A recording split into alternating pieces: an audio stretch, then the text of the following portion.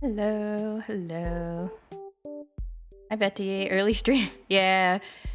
I wanted to not sleep late today, so doing an earlier stream.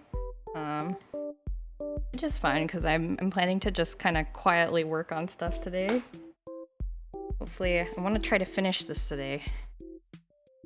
But yeah. Just an early chill stream.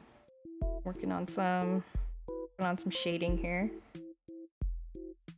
Okay. So the last time we left off we finished the flats, got our base colors down for the character, and then kind of did like a real rough draft of shading. And so my goal for today is to finish up that shading part. And hopefully we'll also be able to color these little items around and things like that. So I'm gonna try to finish it today. Yeah, gonna try to finish it today. All right. So I want to get some more contrast in here. Start going in with a harder brush, I think, and of getting the details.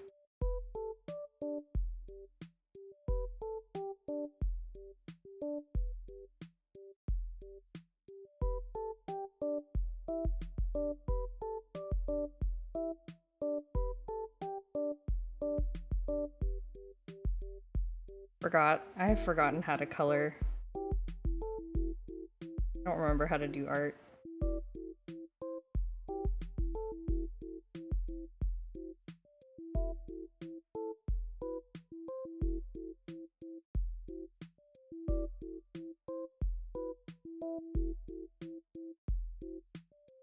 I don't know if I want that back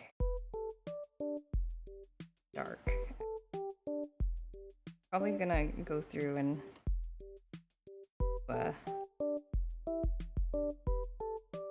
make it kind of a more muted color in the end, but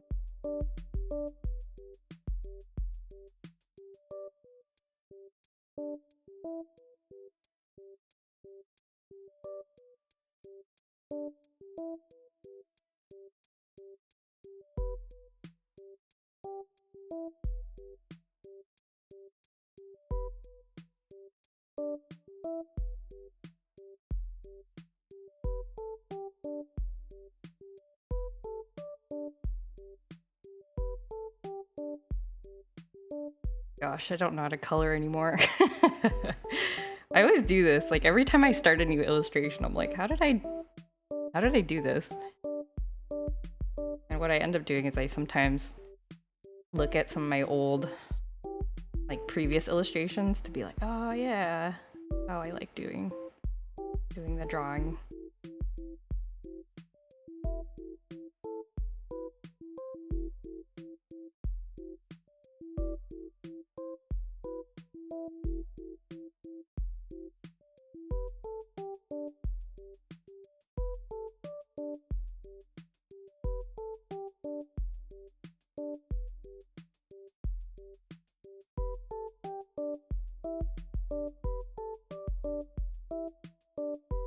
Like this, I think.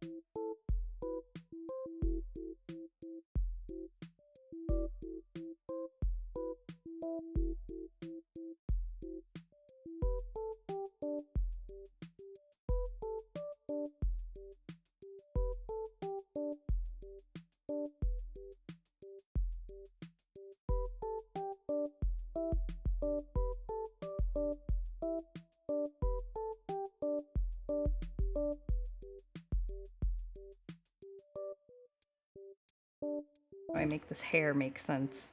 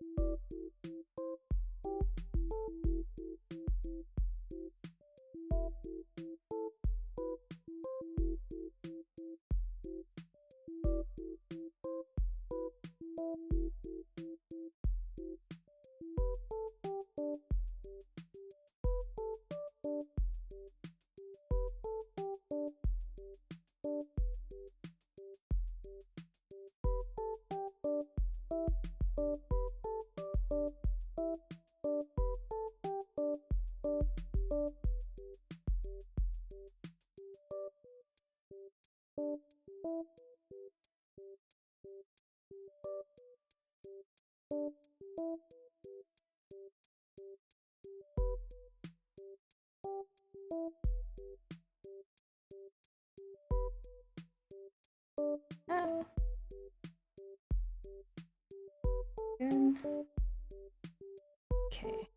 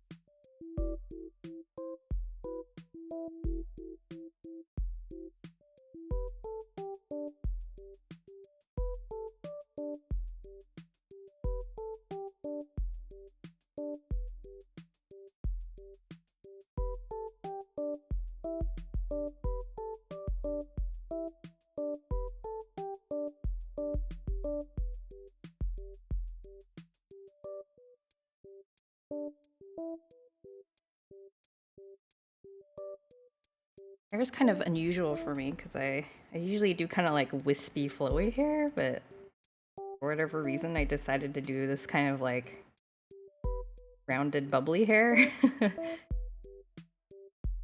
I'm like trying to figure out how this is supposed to look.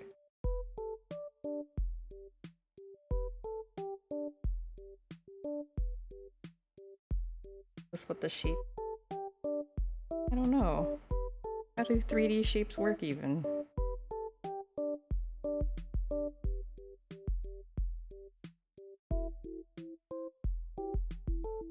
I need to move these shadow thingies down here. This is kind of where the like the dome of the head.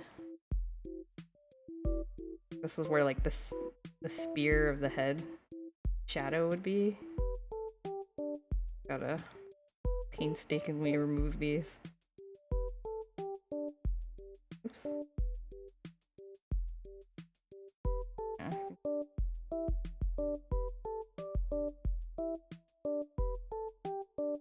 I think where I put the shadows is where I should put the highlights later.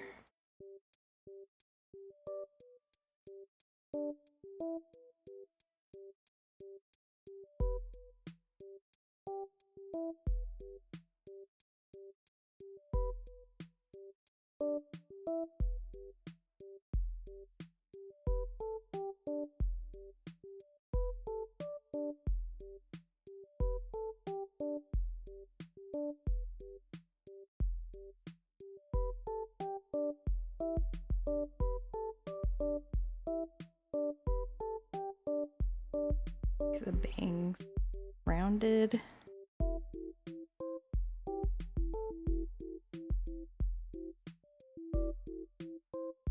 Yeah. Something like this is good, I think.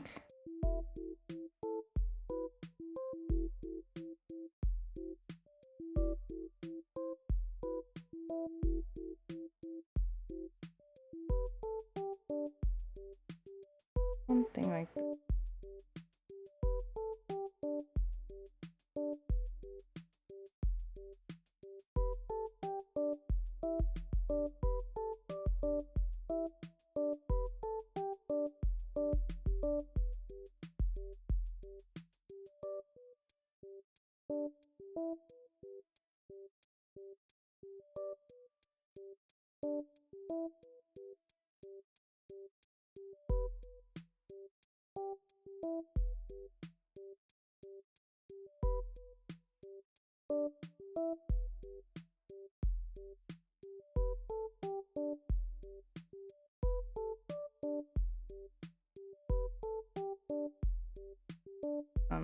Shadow, I think.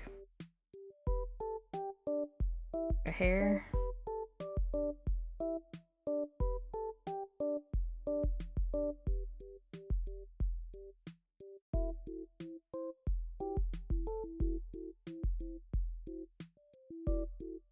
That maybe.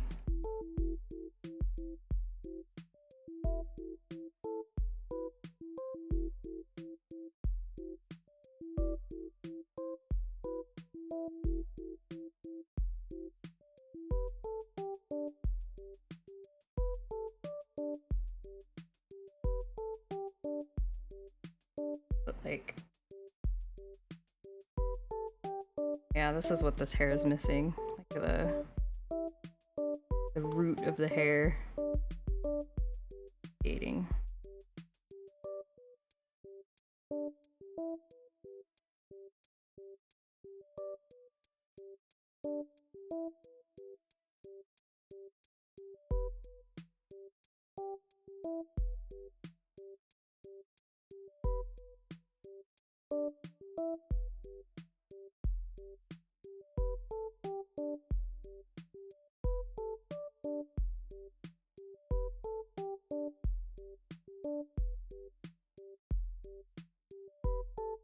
Something like that. A little bit messy.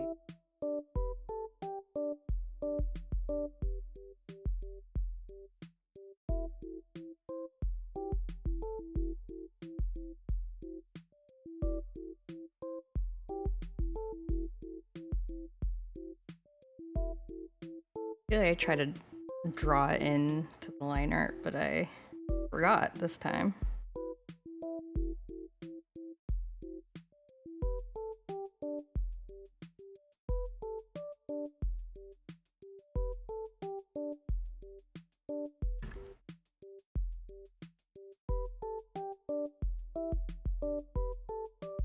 It's good enough.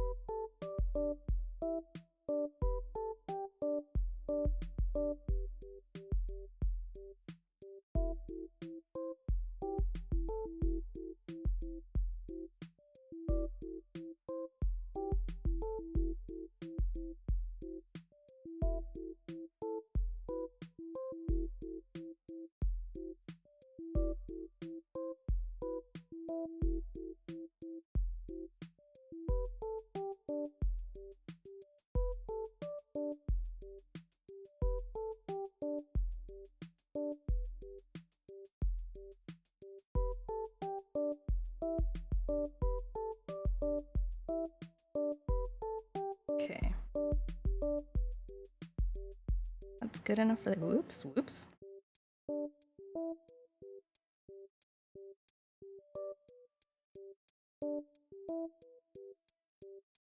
Good enough for the hair.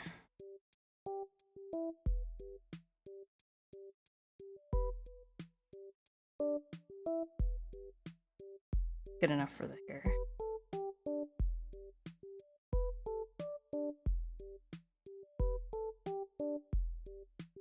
Gonna see if it here. Good, I think. I want to increase the contrast of that here.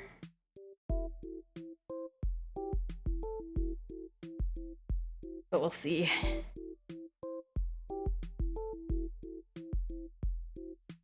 Okay. Next is the jacket.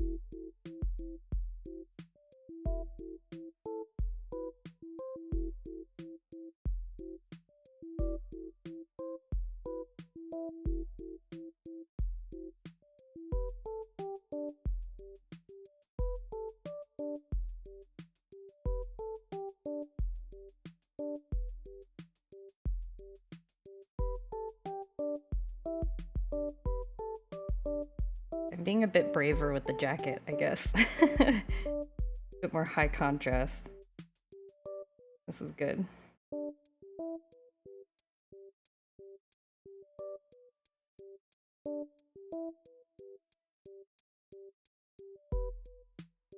Want contrast.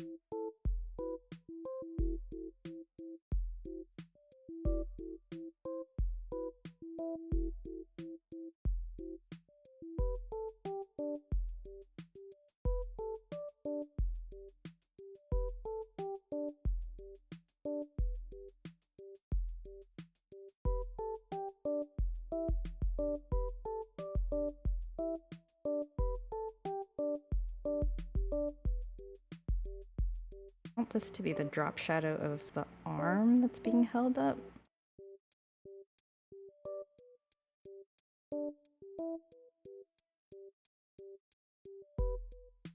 Like this.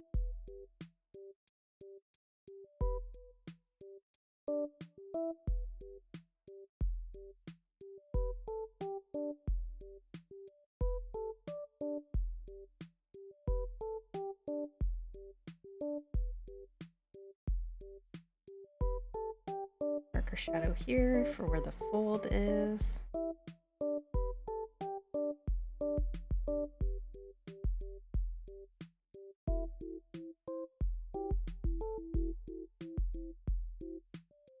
something like that.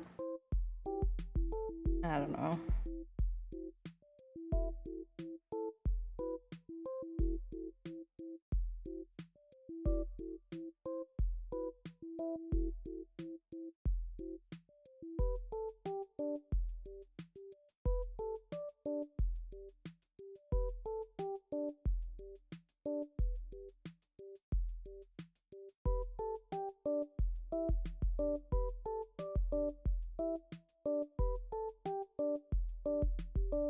I like the contrast of the angular shadows of the jacket and the round shadows of the hair. Sort of a nice, happy accident.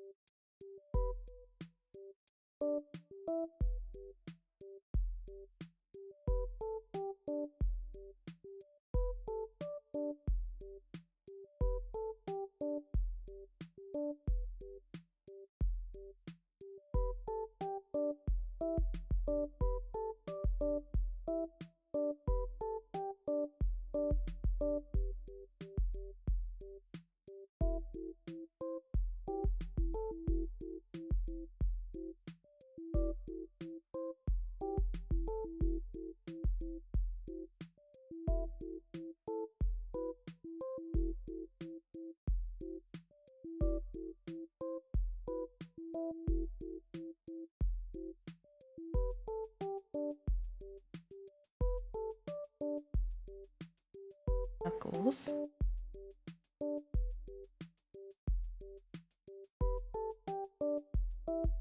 Maybe just one knuckle shadow is enough. Shade that back.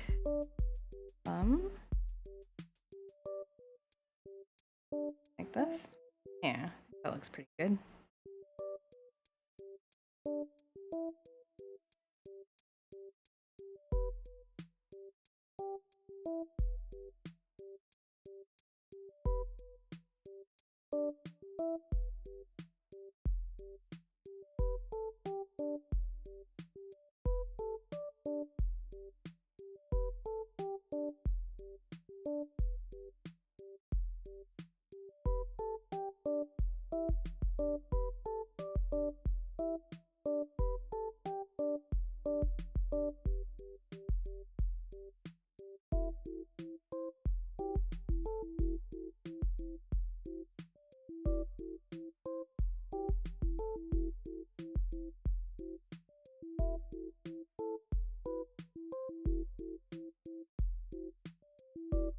Shade in the folds of the top, where like light can't get into the little folds that are tucked into the skirt.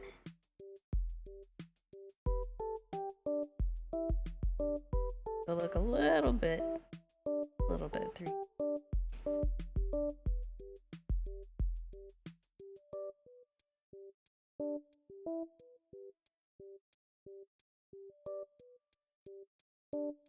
Kind of wondering how I should handle the shading of the jacket.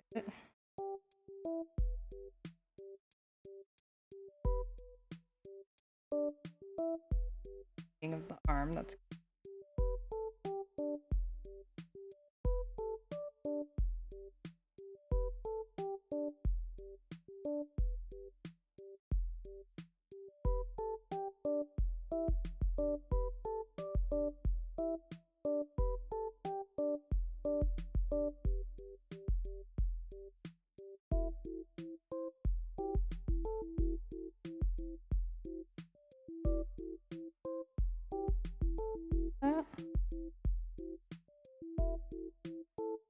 this jacket should kind of go all the way here. Far.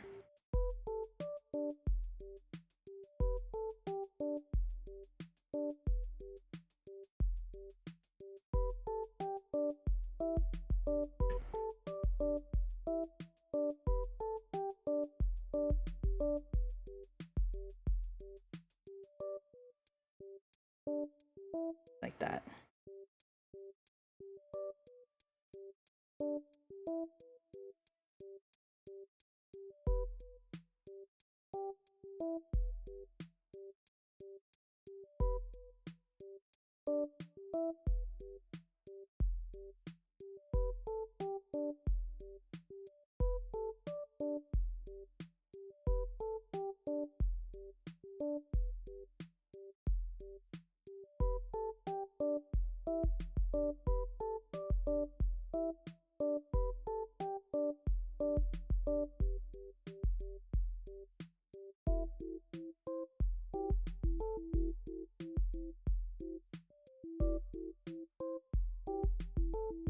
That skirt band does not look correct to me.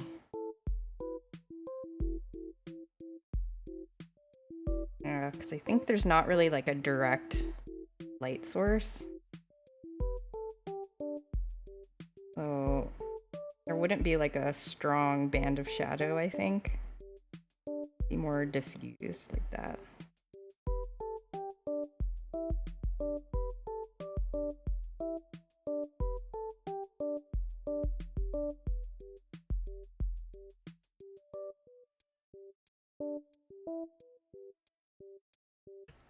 Maybe just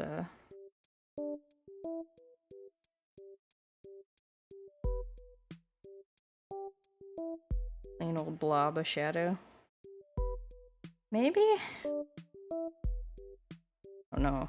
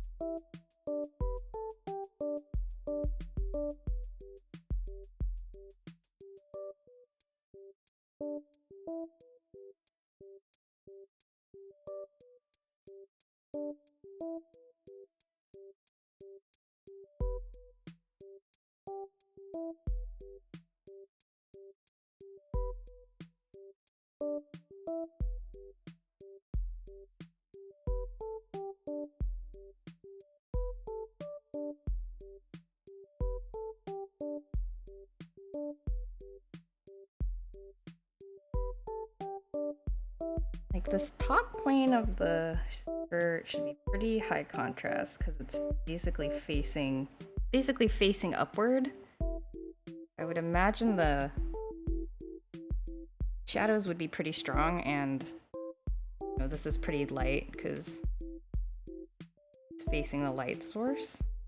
And then as we kind of like move down this way, it's more shadowy. So I think what I need to do is I need to make this bottom part a little darker.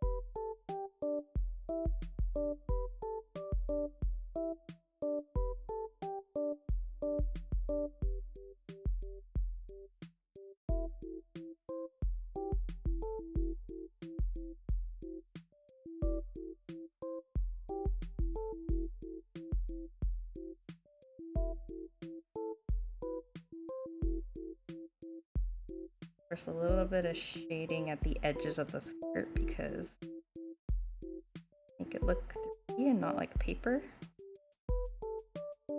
Bit of shadow edges.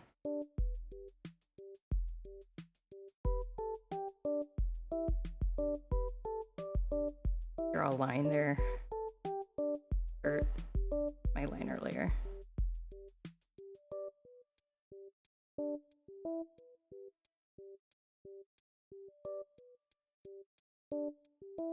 There.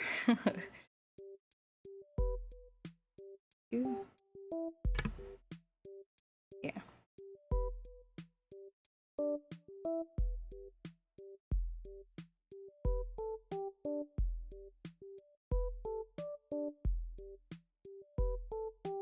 Hmm?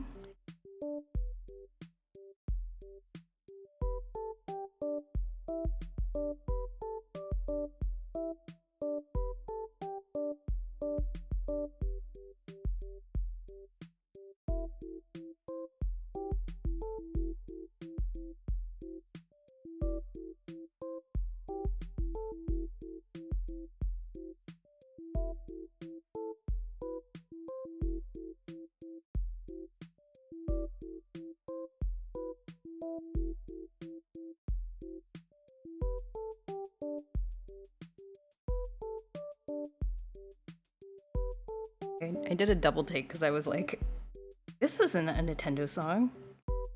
It totally is. It's Cass's theme.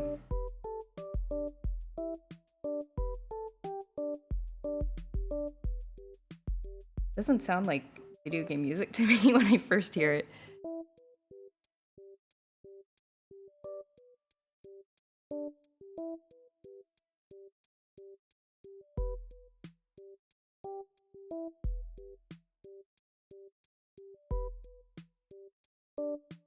Something like that. I kind of winged it with the skirt shadows, but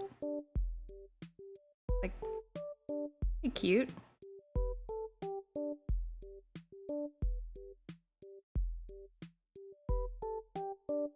Yeah, okay.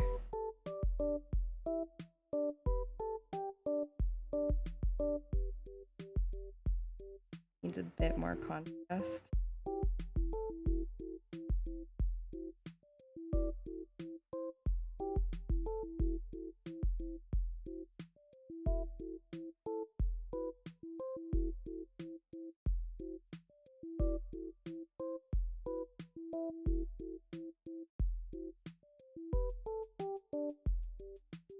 Add some smaller bits. Dark. The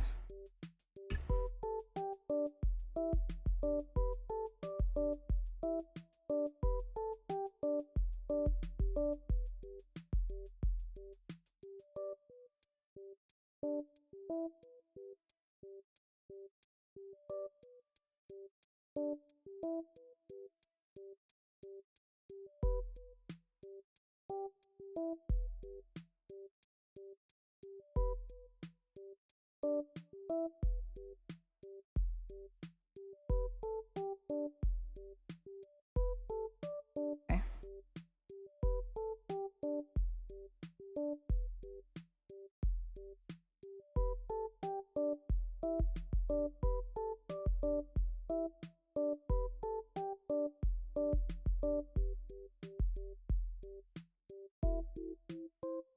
Yeah.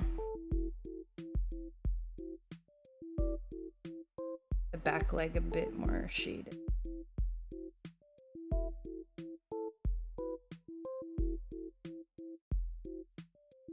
So it can stand out easier to see against the front. Actually, probably be a little bit of a gradient, so lighter, kind of going up. It'll get more light as the leg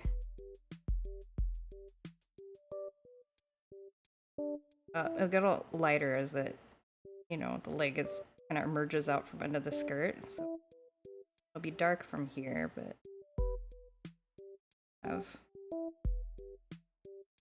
we'll get some light.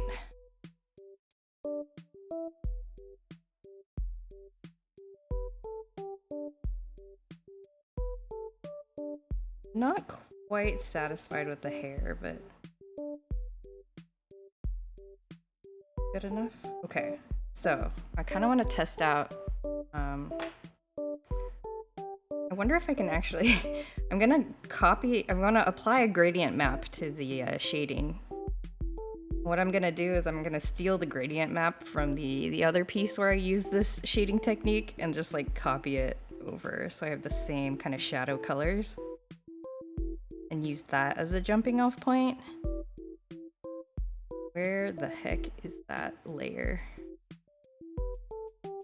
Where is it?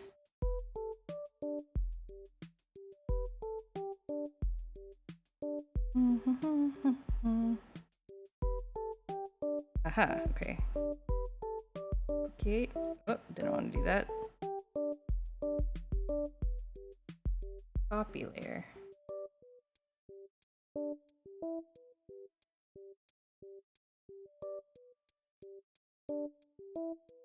I just Control C, will that work? Okay, yeah, look at that.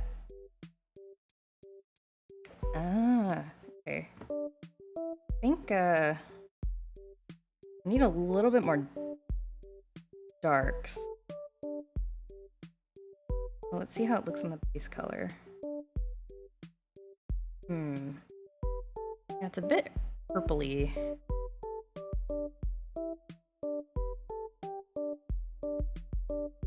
Like the...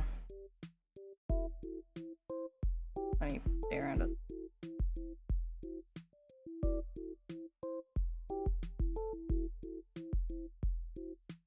I think I want to...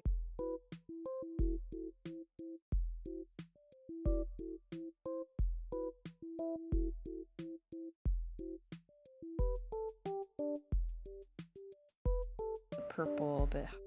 Oh.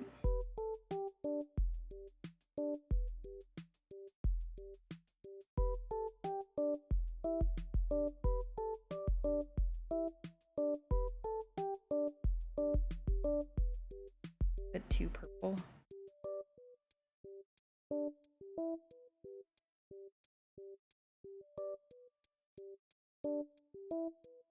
I don't really like the orangey gray. So let's instead... I think I kind of want to...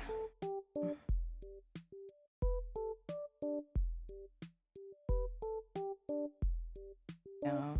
Ooh, that's kind of nice, but that's not quite the vibe I'm going for.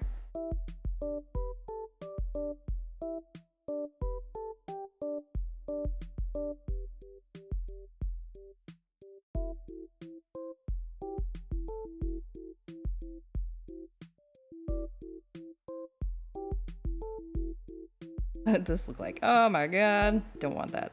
Don't want that.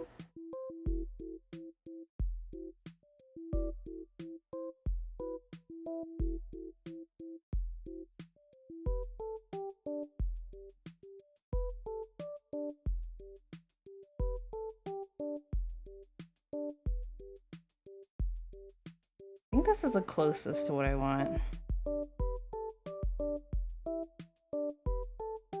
Get rid of this yellow. I want this mid-tone shade to be kind of a blue gray. Yeah? Or should I make it more of a purpley orange? Oh yeah, that looks nice.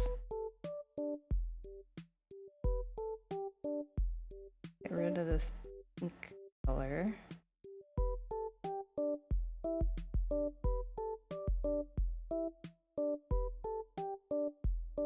Like that.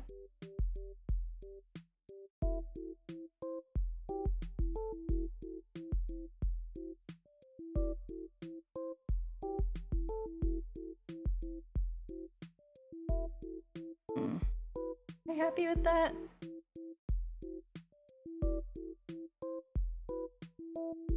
Yeah. I think the purpley dark shading's a bit too dark. I should also make it more of a warm color. Yeah. Doesn't really.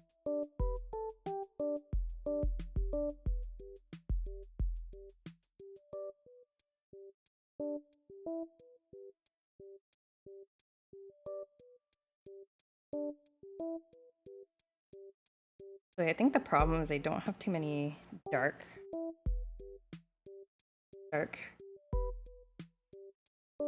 spots. I think if I want to do this, I need to add a bit more contrast with the shading.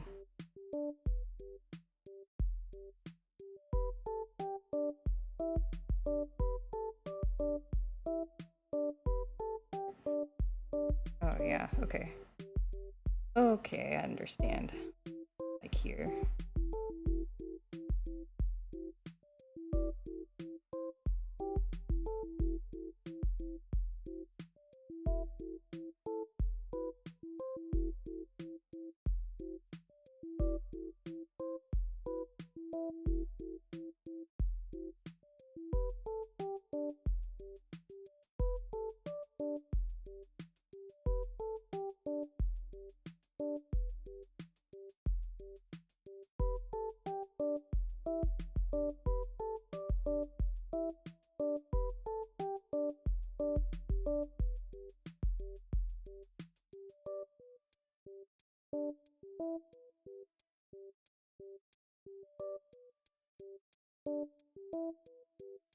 Wanna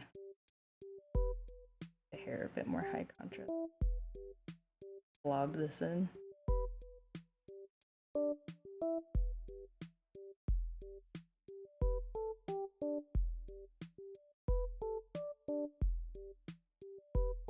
Yeah, I think that's starting to look better.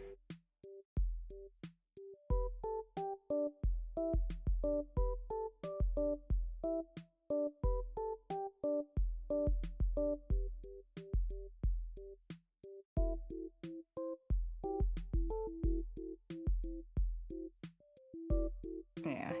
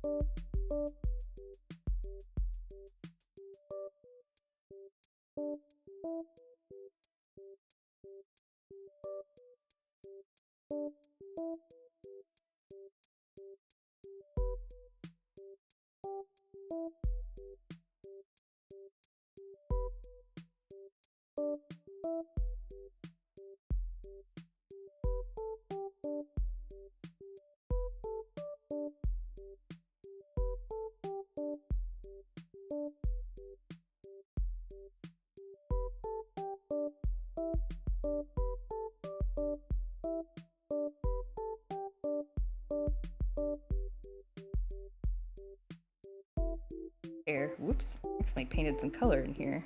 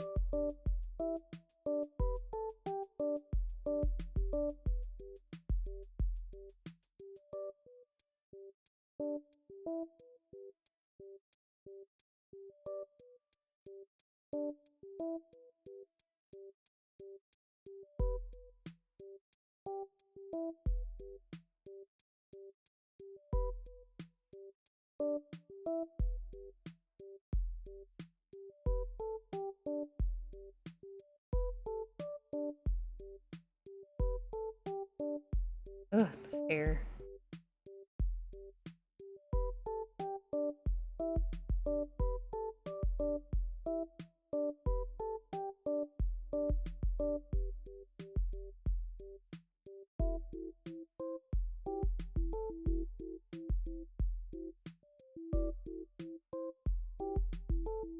Okay.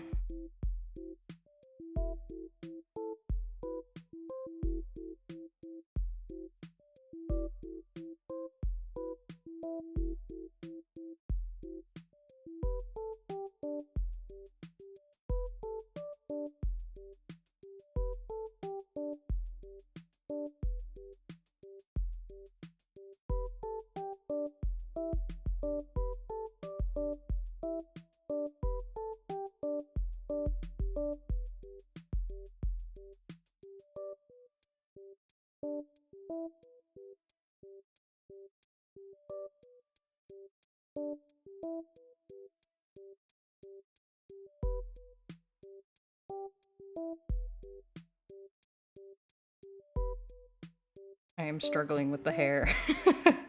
Oh gosh. Trying to make it not look too solid. Like plastic.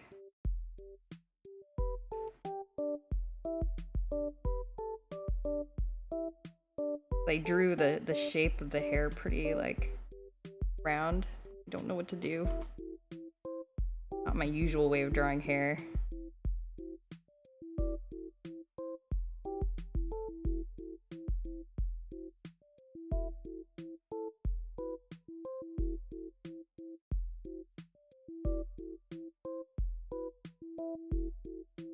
If I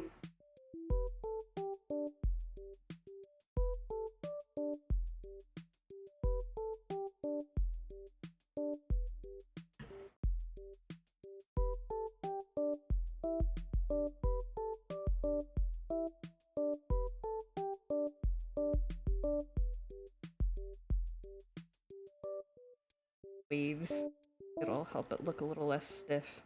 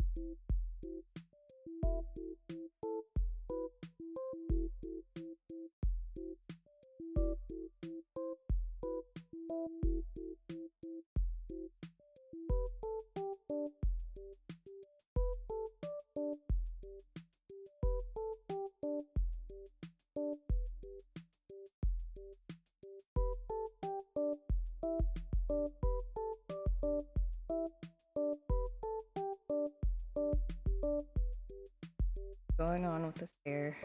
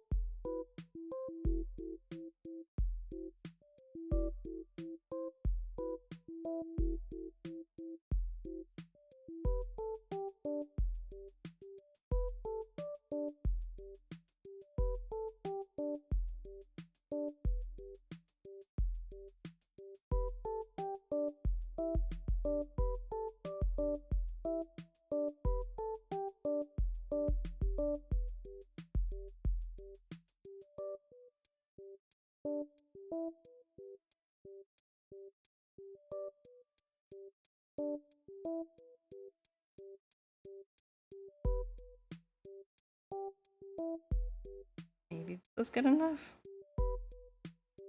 A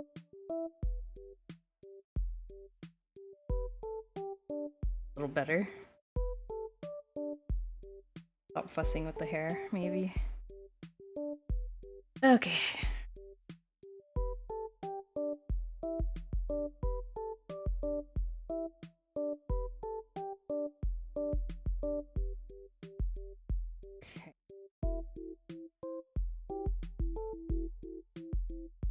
Gradient map. Yeah, that looks pretty good.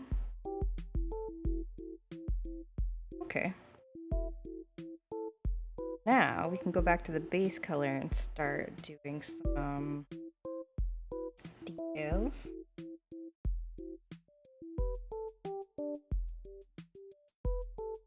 Painting the eyes. My favorite part.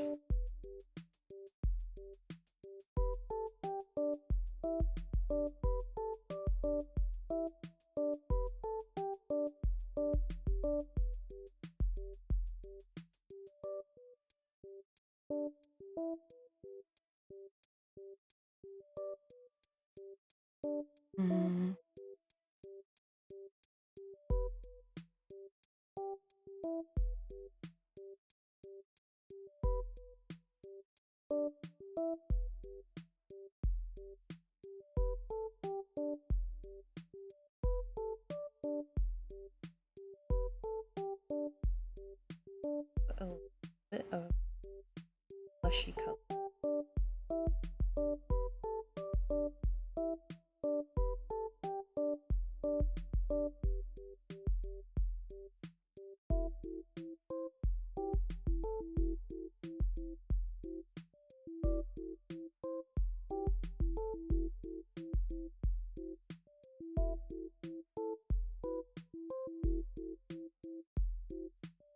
Tongue.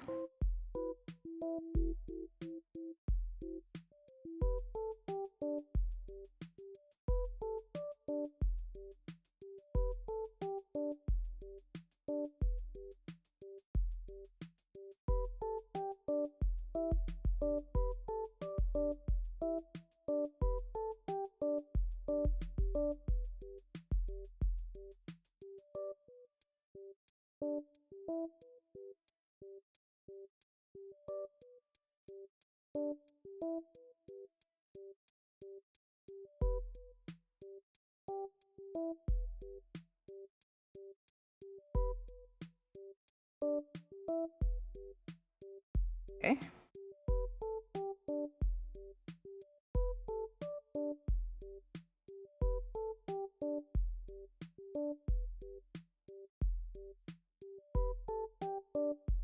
Color the eyes this time. Or the last time, I mean.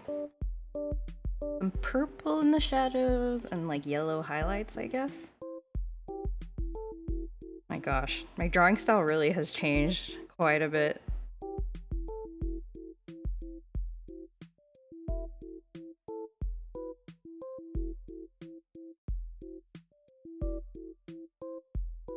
I kind of like to color the eyes independently of the shading layer. I don't know why. I guess I just like a little bit more control over them.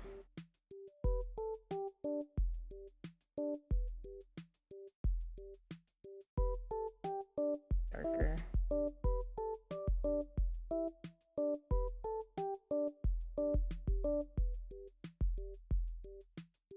Yeah.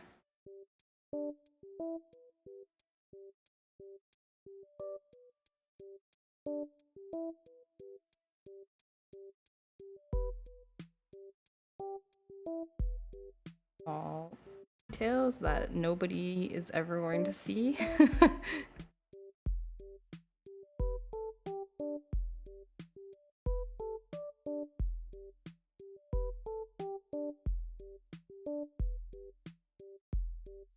Bottom of the eyes.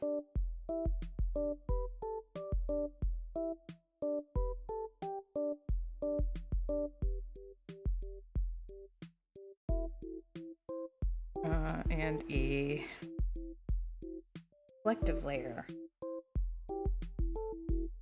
Bottom of the eyes.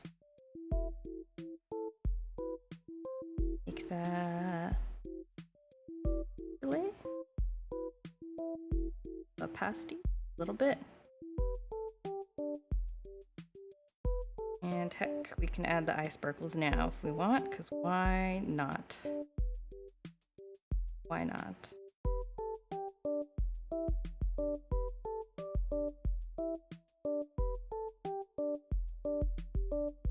Hard.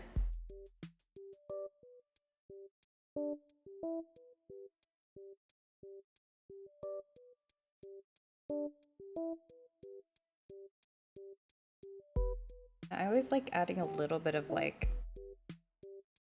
colored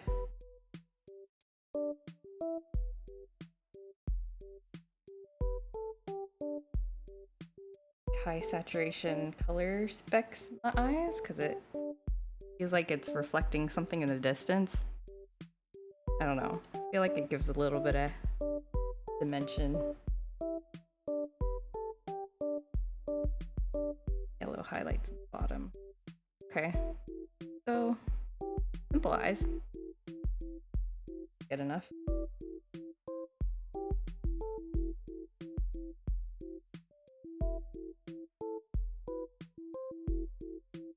Okay.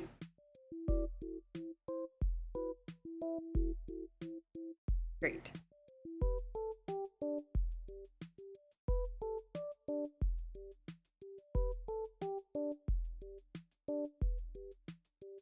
Just realized I made the glasses like flesh colored. I probably shouldn't do that. I erase it.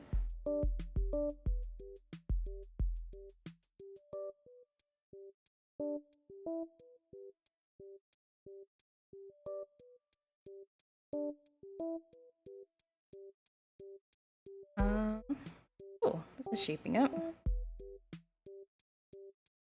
Do the hair.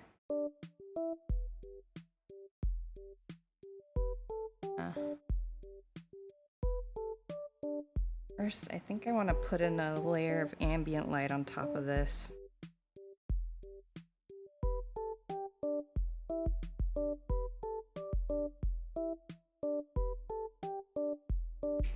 Kind of like very light, like sky colored environmental light, I think, on a screen layer.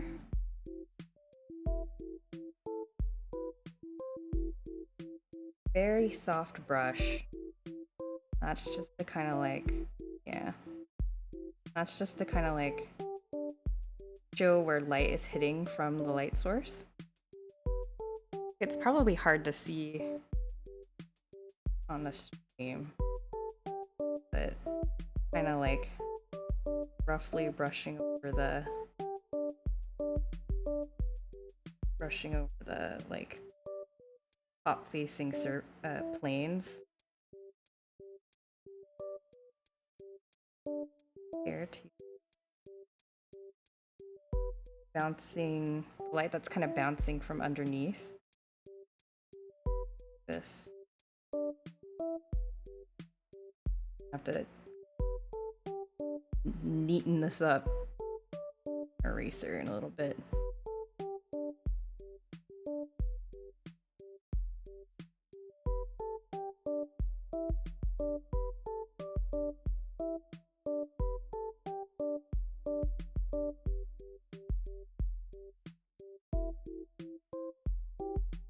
Yeah, just adds a little bit of brightness to the... Yeah, look how much that's popping out. Just a little bit of brightness to the...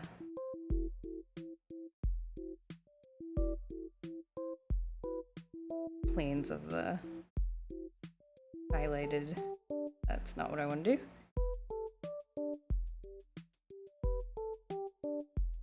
Figure. Backlit too. Probably getting some bounced. A bit harsh. Well, just a bit. Okay, from the...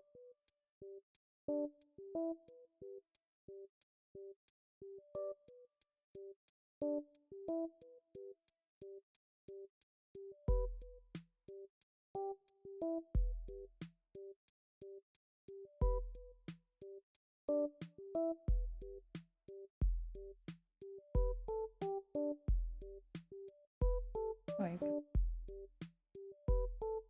or underneath.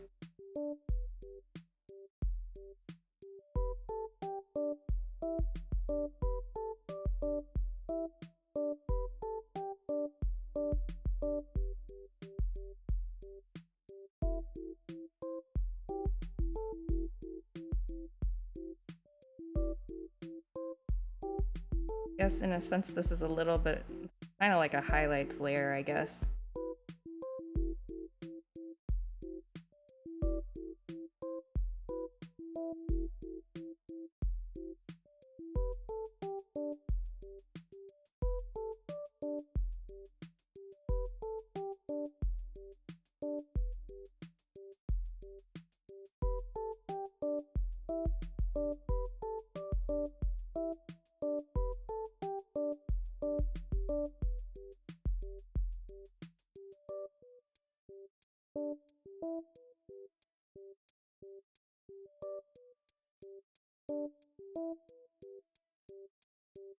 Oh.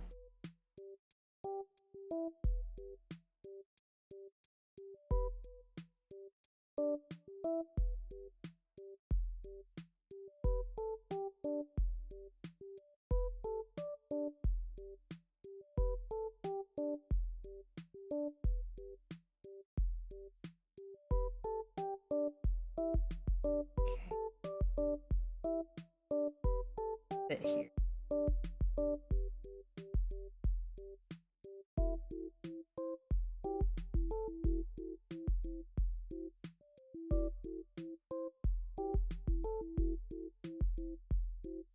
Go.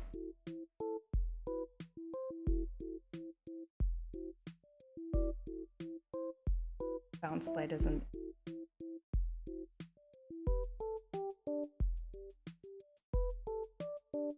spilling over into other, because it shouldn't be.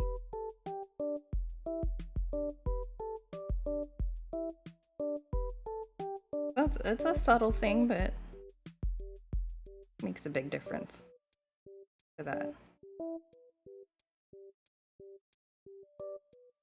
Okay.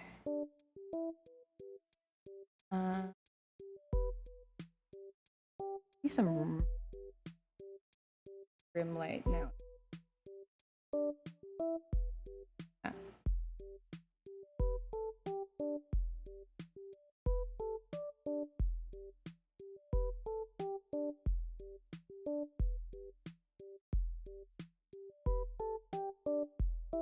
I feel like this helps. I used to do this like very last, but I feel like this helps define the shapes quite a bit.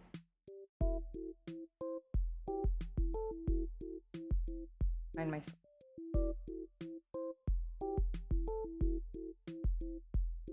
Earlier now.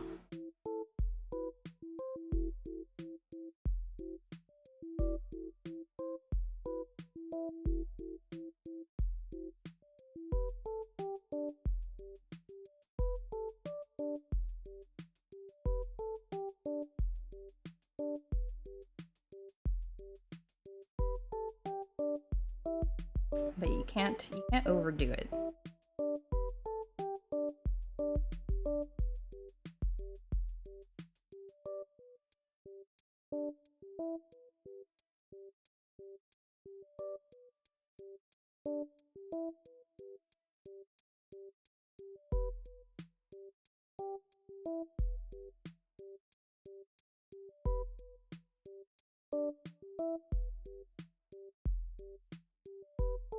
Pretty cute.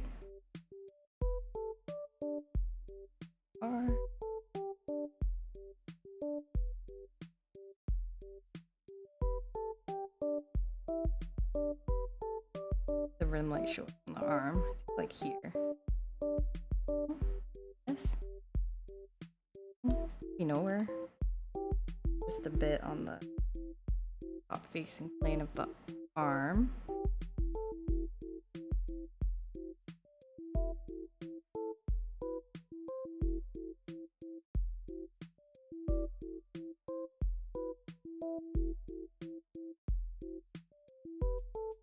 Can't go too crazy on the jacket or else it'll look plasticky.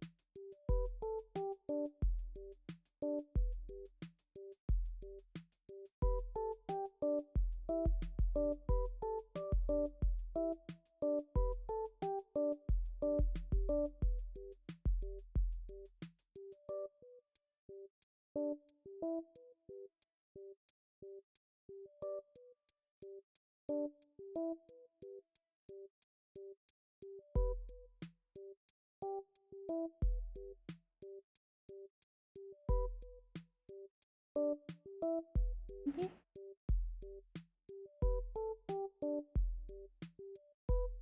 Too much. Feels like a bit much. Softer. Don't want that.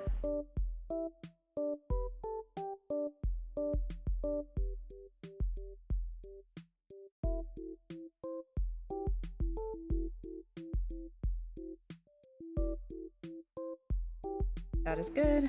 Then trim light on the skirt as well. Go kind of crazy at that top edge.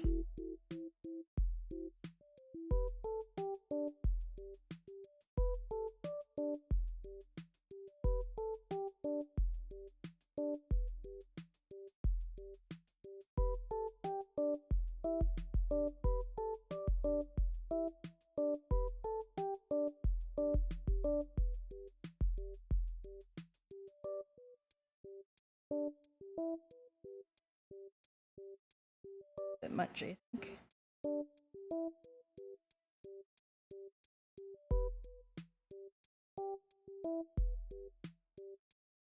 Yeah, like that. Yeah. See the shape, the character pretty good now.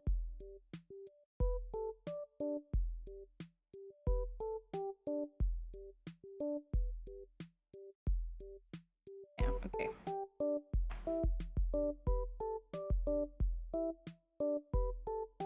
Let's...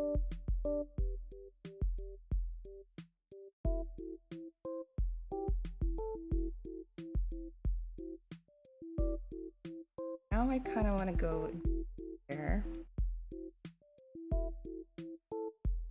Separate light layer for the hair.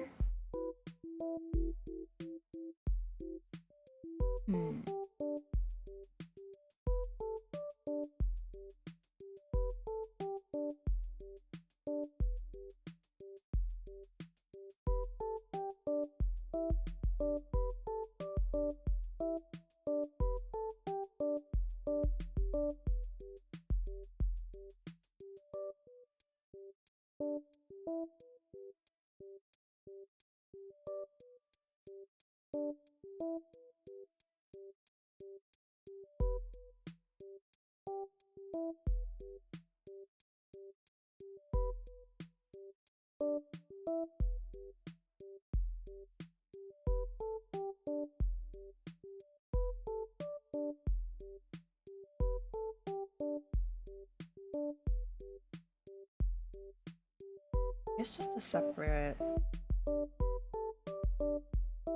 highlights.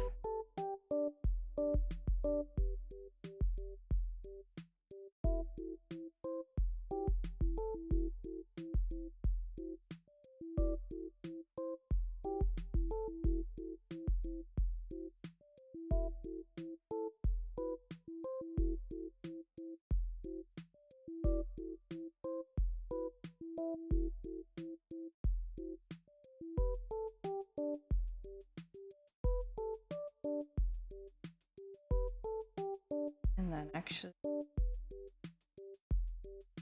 better like or something. Lower.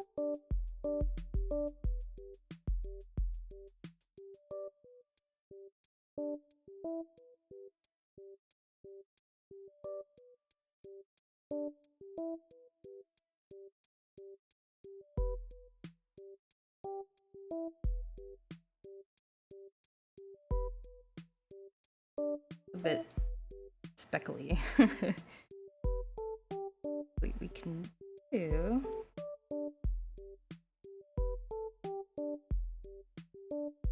brush.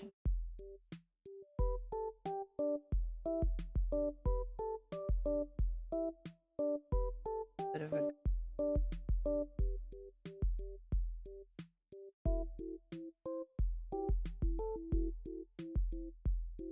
what color would be better?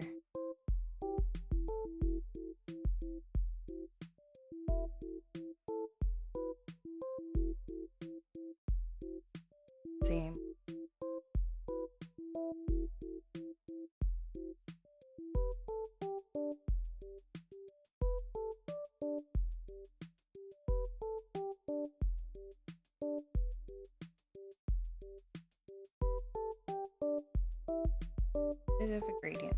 Gradients everywhere.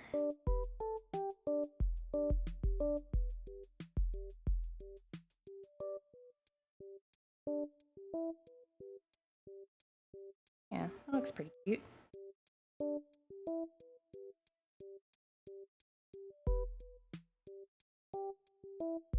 I want to go back to this ambient light. Try to get a bit more detailed.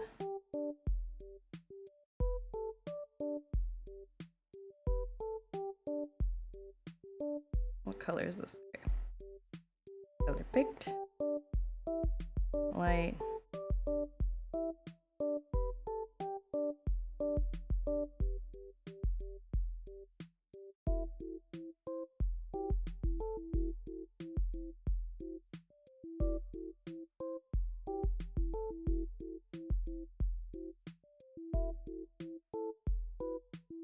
Paint in some of the reflective light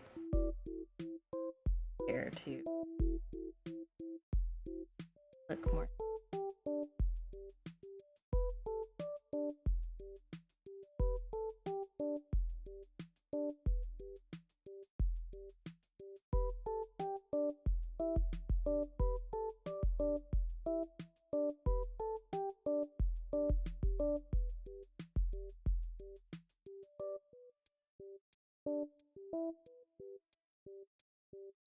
That look better?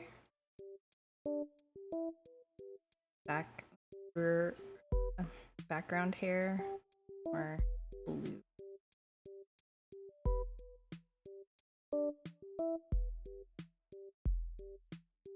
More contrast.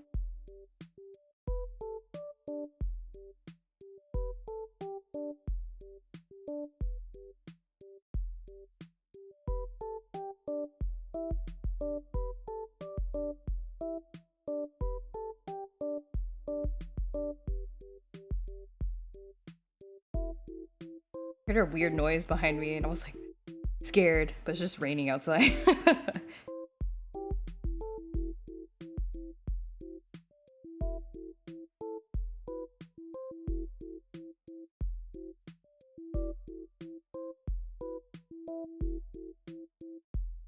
How's that looking? Good, I think I would say.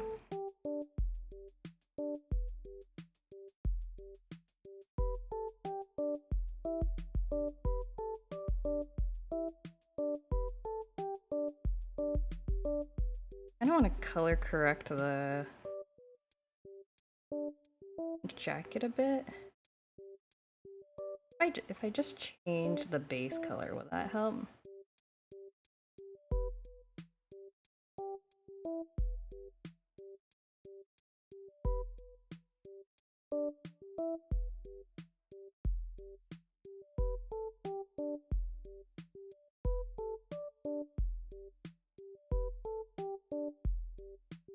Looks a little better. Slightly more saturated pink.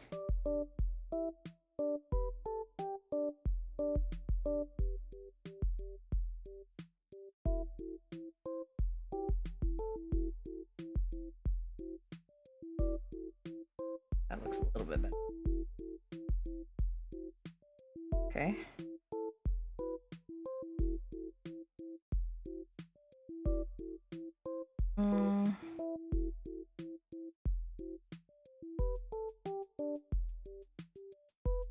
Okay, cool. We're almost done with the character. So me, thing I do want to do is got it. Need to find my glasses liner. Make a layer for the glasses transparent part.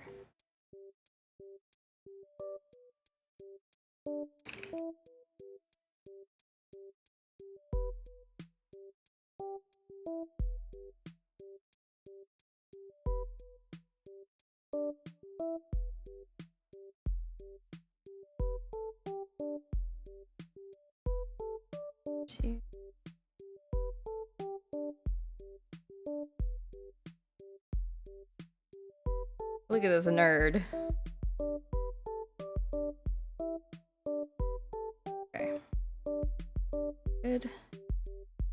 that opacity.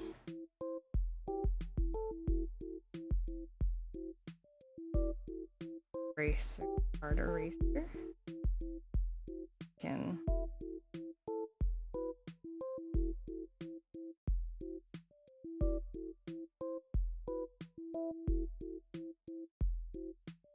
some really shiny glasses and a bit opacity.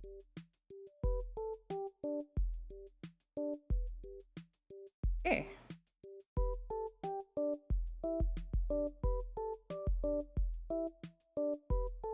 Cool.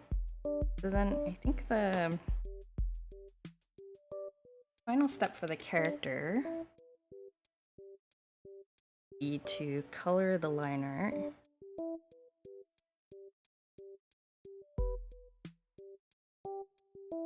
Where is my line art layer? There we go.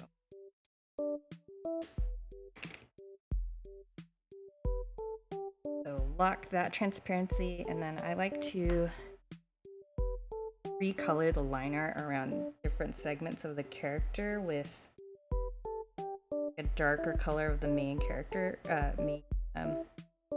color. So like the hair is going to be sort of a darkish purple, which doesn't look that different from black from far away, but oh well. Just in the highlighted areas. Darker, the shadowy areas can stay black. Right brush. Very good.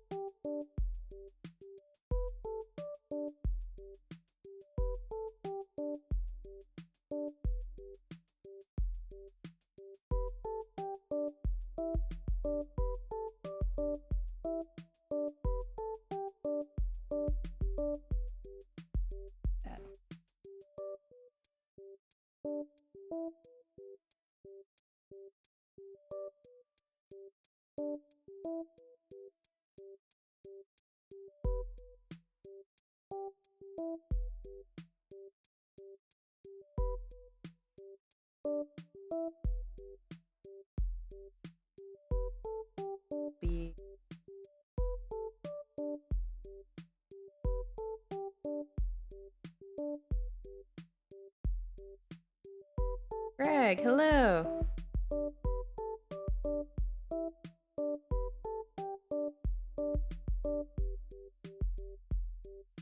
Just working on the same piece I was working on yesterday. Didn't know you're. Yeah, I'm streaming at a slightly different time because I didn't want to. I want to finish this, which is the main reason. But I didn't want to stream at night because I want to get sleep so I can like be productive at work tomorrow. So streaming in the afternoon. Streaming in the afternoon. A nice change of pace. Gives the opportunity for, you know, different people to hang out. Nice too. Okay. Color the eye part 2.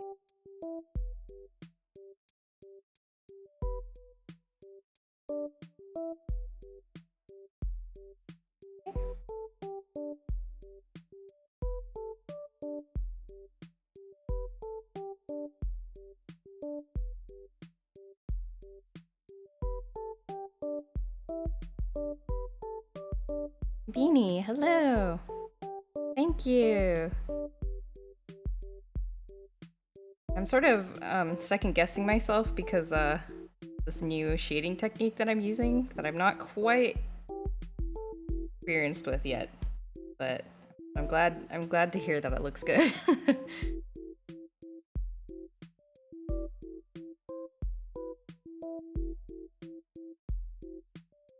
Missed parts of the creative process? Oh, it will. There's always the VOD. Don't worry. And I plan to be streaming creative stuff, you know, often. That's my goal. So there'll be other chances.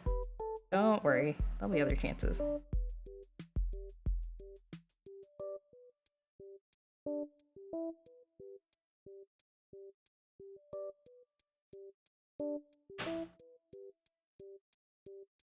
Okay. For the jacket, I'm gonna cheat a little bit and do a more saturated version of the color for the liner, because I feel like that helps add some energy to it, even though it's not one of the colors that I've actually been using for the jacket. But I like doing that.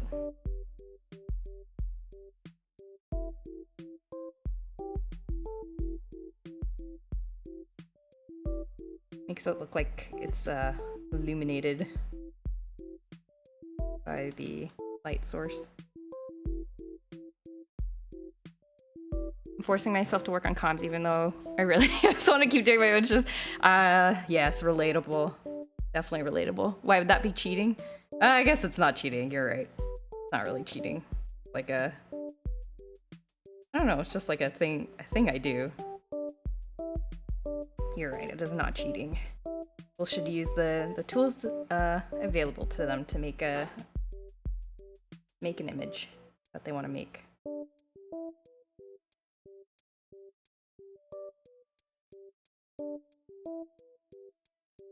Friend is getting ready to open a bakery and they hired you to design their logo and branding. Whoa, that's awesome. That's very cool.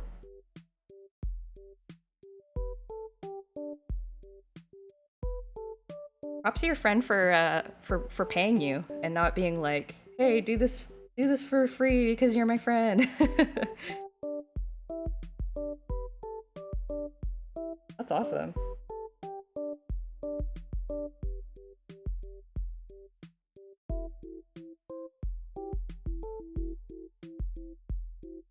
But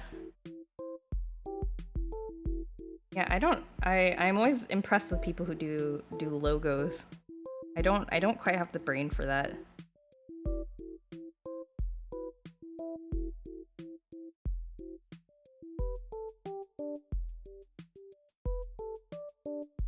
Like I'm good at one thing, and that's drawing anime, I guess.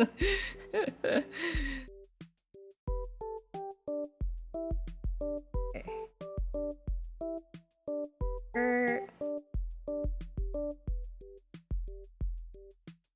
A bit more saturated and highlight parts. Kind of lit parts.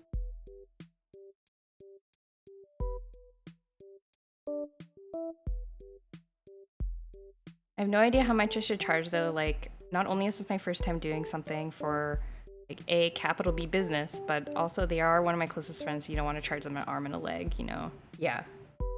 Yeah, I understand that feeling. I don't know, logo's more like graphic design than character art. Yeah.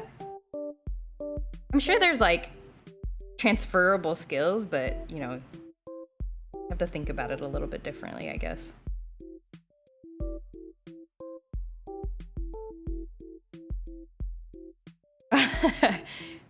A mascot. People like mascots.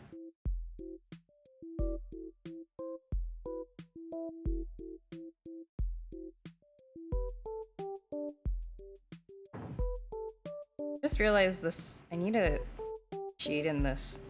I need to add some color to this leg part here.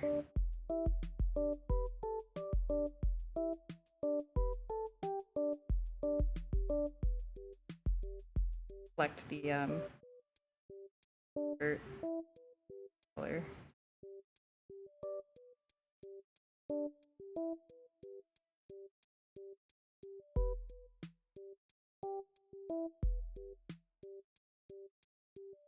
And oh, I didn't draw. Oh, I didn't shade the stockings at all. Such a fool.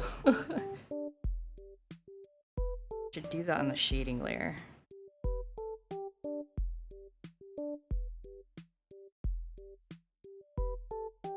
Yeah, good luck with the logo design. That's always hard. You're not used to it. You know.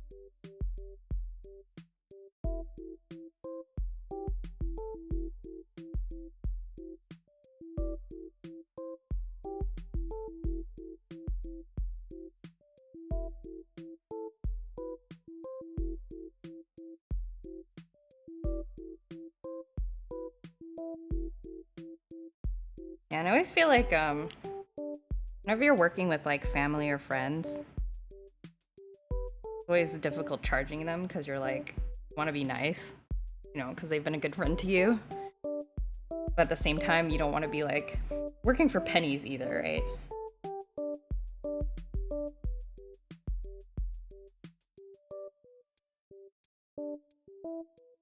So it's yeah, it's always difficult because it takes time.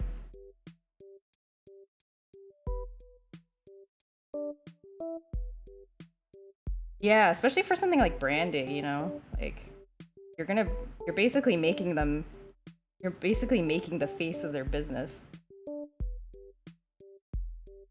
And so you want to be able to like do it properly, right? Which will take time. But if you're stressed about like not getting paid enough, then you know, it'll be hard to do a good job.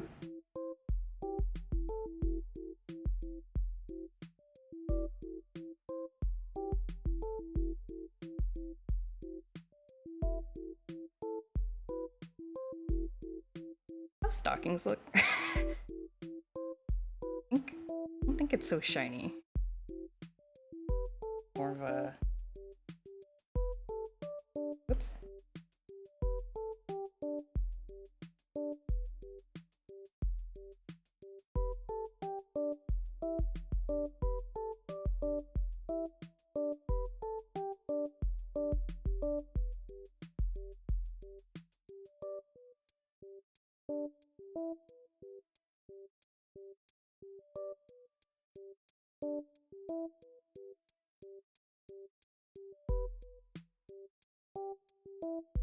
Yeah, it's like a major thing. Like their business kind of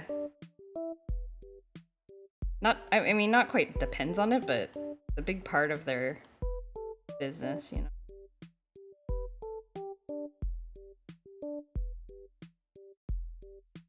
So you want to be able to do a good job. Yeah.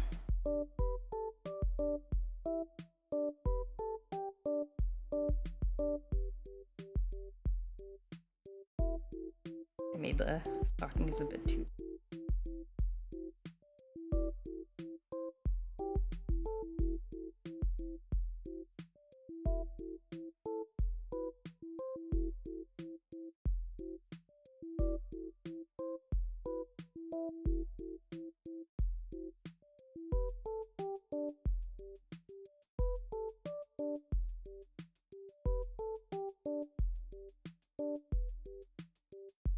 I contrast shadows.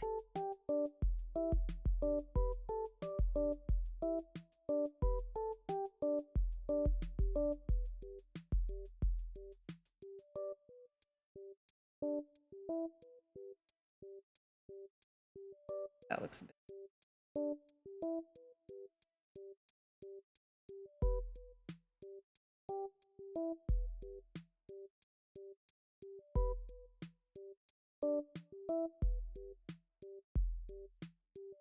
On a completely unrelated note, bought some new Transformers. Nice. What's your I'm curious about what the collecting philosophy is usually for Transformers, because like for Tamagotchis, like you know, there's different models. And so like something that people do is they'll buy like, you know, they'll try to aim to have one of each model and that's their collection. Or if there's a particular model that they really enjoy, they'll try to like collect all of the ones for that particular model, all of the different colors of that particular model. So Transformers, I'm wondering, is it like similar? Are there like different, I don't know, are there like categories that people collect? I'm always curious about how things work in other communities.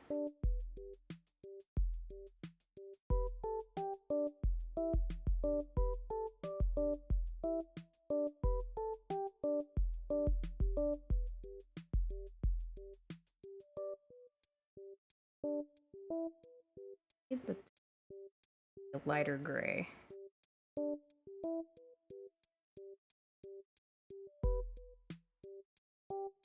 Back leg.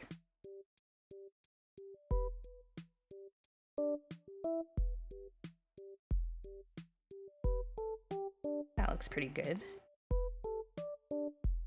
Speaking of comms, your brother asked you if you sold any drawings. Sold one 2 weeks ago. Pretty good. Hey, that's pretty good. Always a magical feeling when people buy things that you've made. Like, I will never forget the first time I sold something at a convention. I was like, are you actually giving me money? And they were like, yes. Like, really wild feeling.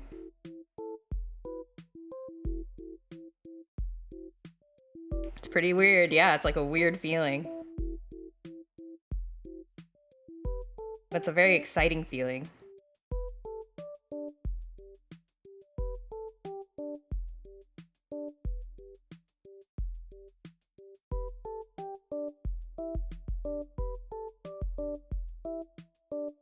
For me, either buy representations of characters that I enjoyed, and if they happen to be members of a group, I'll usually try to complete the display. There's also plenty where I just really enjoy the colors and know that they have really well-designed transformations. Ah, interesting. Yeah, I imagine there's a lot of variation in the type and quality of the toys.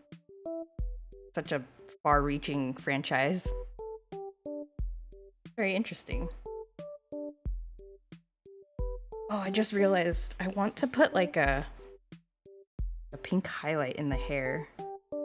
I did not plan for this. Wonder if I add it, will it look good?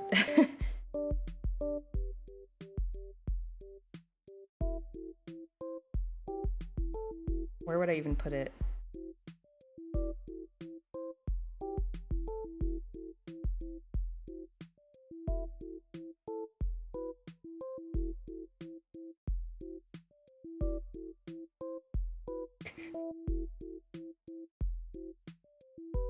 It's silly. Highlight. My hair kind of looks like this now, so to add it.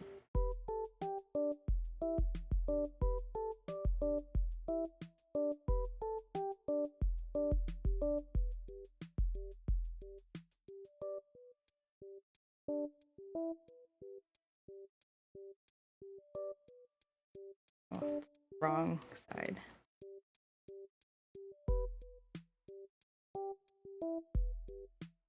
Something I always knew but didn't really realize just how big of a deal it was until you were diagnosed autistic, but Transformers are bitch and fidget stim toys. Oh, that makes sense because there's like a lot of movable parts and things like that.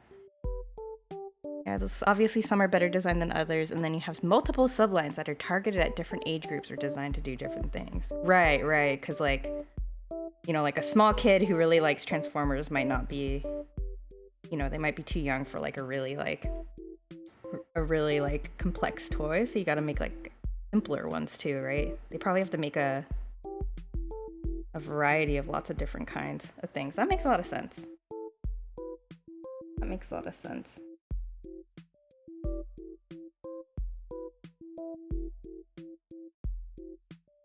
Is this pink too much? I don't like it, but maybe it's a bit too bright. I think this hair color, this highlight color no longer matches. Get rid of it.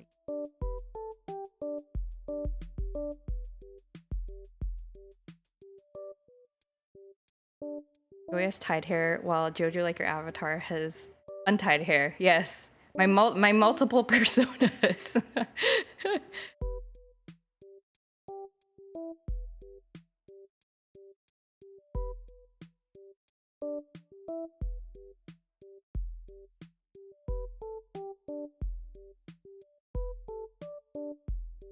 Got the Rescue Bots line for toddlers, which are designed for super simple transformations, meant to aid with good motor skills, all the way up to the high-end masterpiece line targeted collectors. Take up to an hour to transform? Whoa. Oh, so the transformation itself is kind of like, it's like part of the experience. I think in my mind, I kind of just assumed like the transformation, like the easier it is, like the better.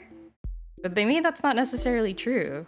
It's like there's like something, you know, fun about actually performing the transformation, I guess. Interesting. Cool. That is very interesting. I would have never thought about that. That's very cool.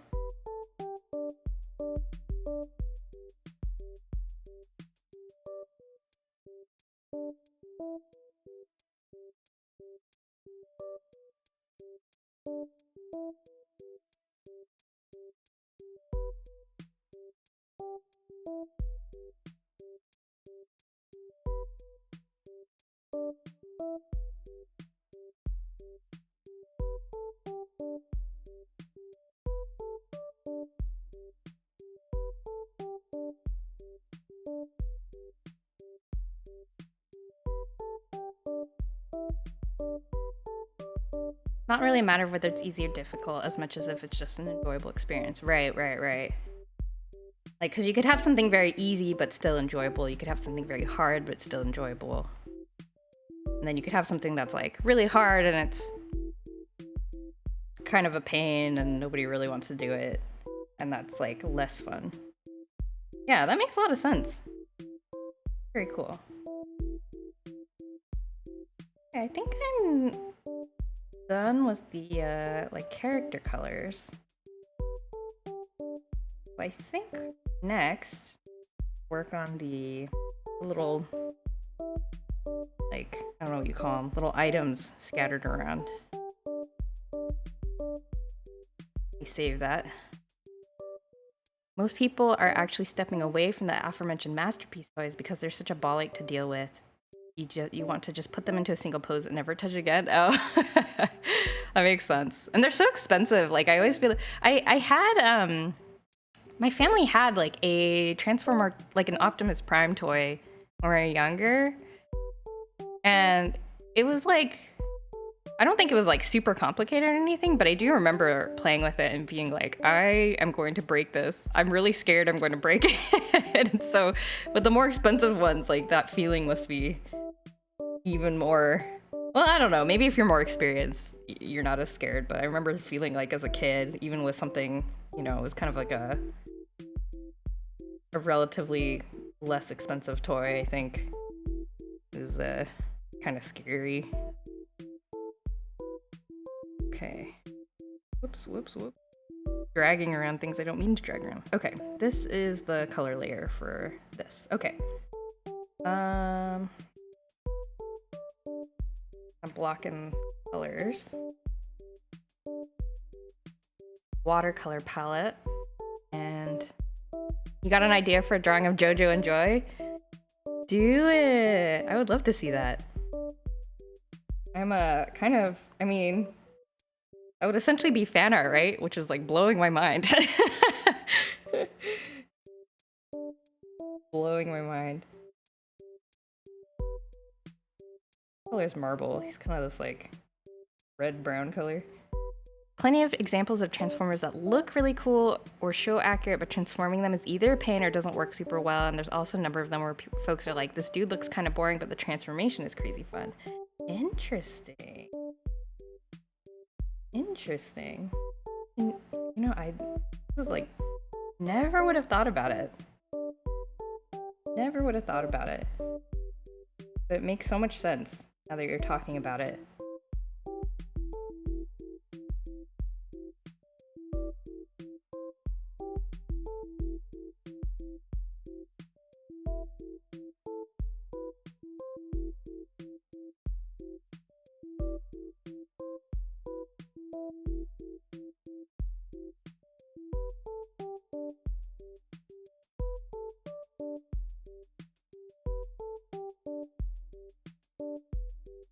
Gosh, should I draw like Clip Studio Paint on the screen? This tablet? Yeah, I will. I think that'd be cute. And difficult. Maybe I'll regret it, who knows?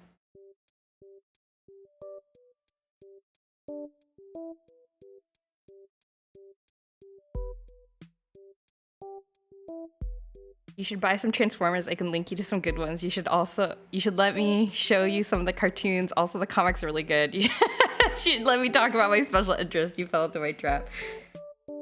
I'm kind of like that with Tamagotchis. One of my coworkers went to San Diego Comic-Con last year, I think. And last year was for whatever reason there was a Tamagotchi booth at that year's San Diego Comic-Con. And I just mentioned it to her. I was like, "Oh, you should go check out the Tamagotchi booth." And she was like, "Oh, okay." And she, like, you know, she's not like a Tamagotchi person, but I somehow felt the need to just tell her about it. And she like, and then she came back with there was like a convention exclusive Tamagotchi that she gave me when she came back. And I didn't mean to, and I felt kind of bad because I was like, I hope she didn't feel like I was like trying to hint at her to like get me the special convention Tamagotchi. I was just very excited that the booth was there and I wanted her to go see it. So you have 230 Transformers? Wow. Oh, Haminex, hello! Never got really exposed to Transformers and all that as a kid. You're aware of them, but you were all in on Lego and Connects. Yes, those are also very popular. Lego is I was very surprised. I went on a trip to Denmark. I think it was Denmark some time ago, which is apparently the place where Lego is invented, and I did not know that. But I went to like this little Lego store that was like it was just like an official Lego store, and they had this like machine where you could get custom printed Lego guys, and one of the designs that you could pick from was like a exclusive store location Lego thing, so you could print out a little Lego guy that had like a little design that said like, "I was here at the Copenhagen store" or whatever. And it just made me think like, oh man, there's definitely people out there who like traveled to get these, to collect them all. Barely squeezed into 4 bookshelves, but you know, plenty of folks whose collections are in the thousands one day. Yeah, I have a little over 100 Tamagotchis, which is, but thankfully they are smaller than I imagine Transformers are, so they fit into a couple of boxes. Yeah. You went to Legoland in SoCal as a kid. Ooh, I've never been to Legoland. It must be cool.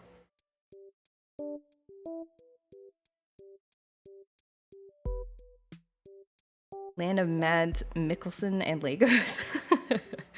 Oh, are you talking about Denmark? Yes.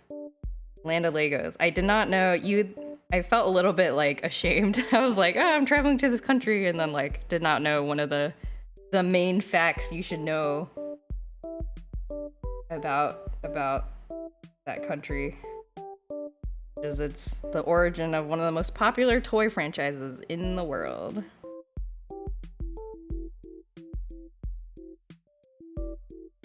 I have a little over 100 Tamagotchis. That's so sexy of you. Yeah! It is an achievement that I'm proud of. And a lot of these items are black colored. I should make them a little bit off black, maybe? A little bit of color.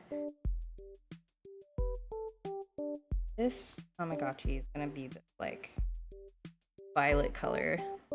Violet and yellow color. That's the classic. Block that in. Yeah. Like that. Denmark. Denmark is very cool. I recommend it. Yeah, if y'all ever get a chance to go. It was a fun visit.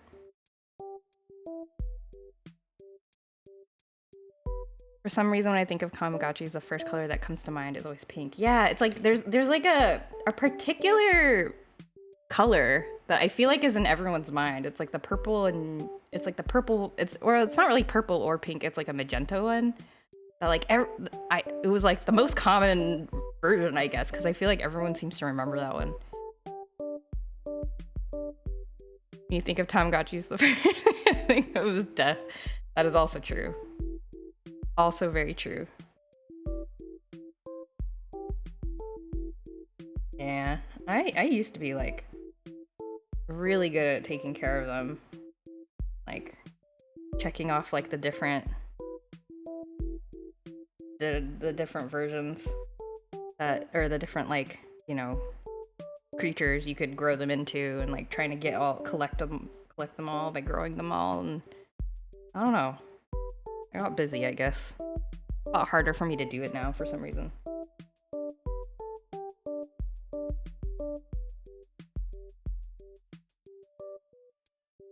I want to see Netherlands, Denmark, and Sweden at some point. Yes. It's a very lovely place. I was sad to come back. I was like, oh, I miss, you know, public transportation and like nice public spaces. Well-designed cities and bike lanes. I came back and I was like, oh man, I have to use my car to go everywhere. What was my favorite animal? I mean, the first thing that comes to mind is cat. But I don't know if that's actually my favorite animal. Is cat my favorite? I like my cat specifically the most. Yeah, not very original. I'm sure I have an answer, but I haven't really thought about it. I think when I was a kid, it used to be like dolphin or something. I remember feeling that. No, it's okay, Greg. Beetles. That's a cool one. The only thing I know about beetles is from Animal Crossing. Catching beetles. And there's a virtual pet called Mushi King that is a beetle-themed virtual pet. So if you ever want to get into virtual pets, you could check out that one. I know nothing about it, and for all I know, it could be extremely difficult to take care of. But that's what I thought of. Your trips made me feel that way too. Oh, right, driving with other people. Yeah, not looking forward to this. Yep, exactly. Just like a very different way of living.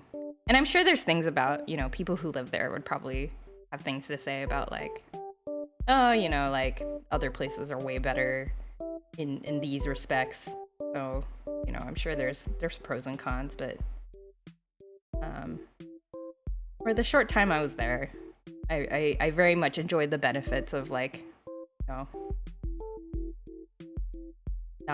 not car oriented places. I'm trying to look up a reference photo of my cat because I'm gonna draw him here. Let's see. There is a dolphin transformer, but she only appears in a few panels of a Japanese exclusive pack-in mini comic. Wow. So she's like rare. That's cool.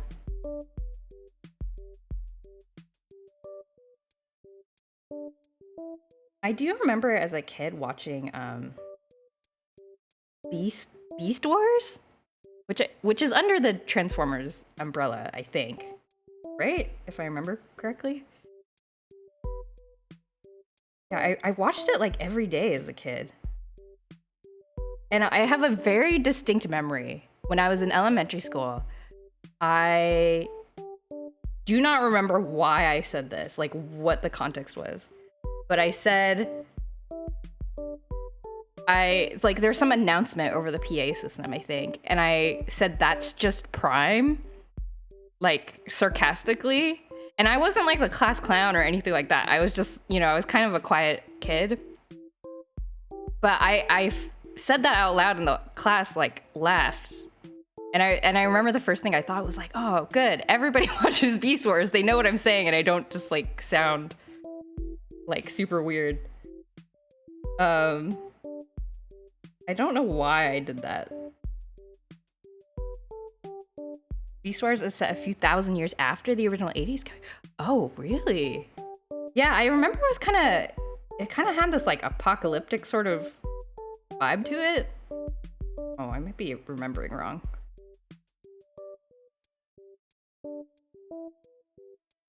The animation has aged quite a bit. It was the only fully CG cartoon ever made. It's actually beloved. Great writing and characters. Yeah, I remember enjoying it a lot. Like I don't remember. I couldn't tell you any details, but I remember it being very like fun to watch.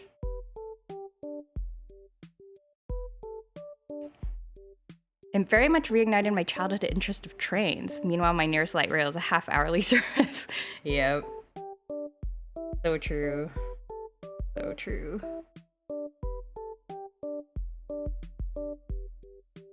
feel like I'm not drawing marble dark enough. Kind of like a dark. This is very interesting. You know, I drew this like real derp version of this cat, and now I'm trying to like shade him in some sort of vaguely realistic manner. We'll see how this works out.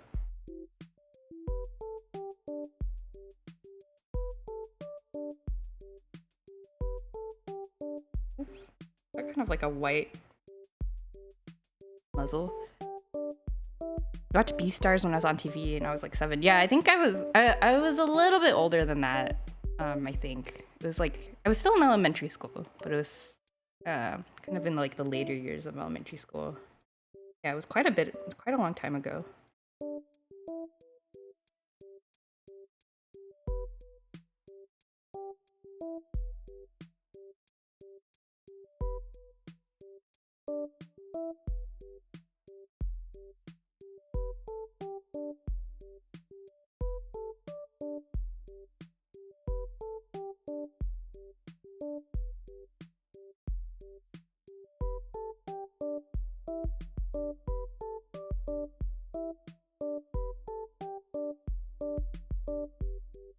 It's been coming back in a big way. There's a comic reboot that was popular. The main toy line put out a bunch of modern versions. And the next live-action movie is about the Beast. Interesting. Oh, that's neat. There has been a lot of revivals, I feel like, of like early 2000s, 90s stuff. Like, well, like, you know, Tamagotchis, for example, right? They're like re-releasing a whole bunch of them. Like, there was like a, you know, a Sailor Moon anime reboot. There was a, you know, there's like a Trigun anime reboot that is airing now, I think, if I remember correctly.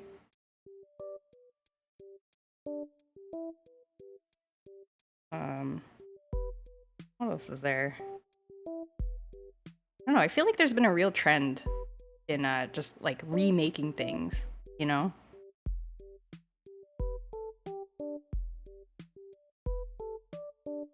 Where is my line art? I need to label my line art. Okay, there's the...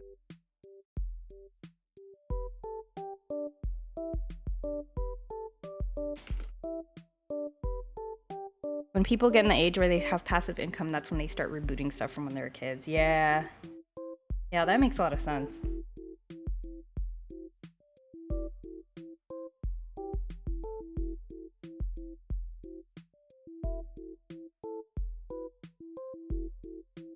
You just catched on. Yeah, maybe it's part of a cycle, but I never noticed it until the remix affected me personally. Yeah. Yep, totally.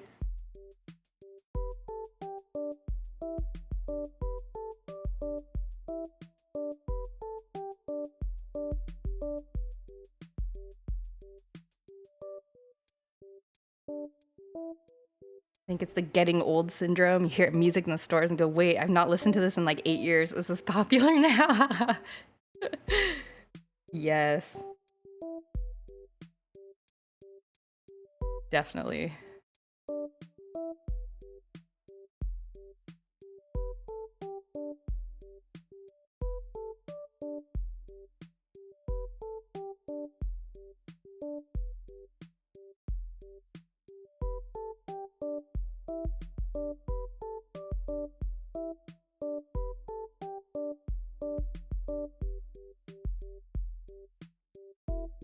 Yeah, apparently it's I did a little bit of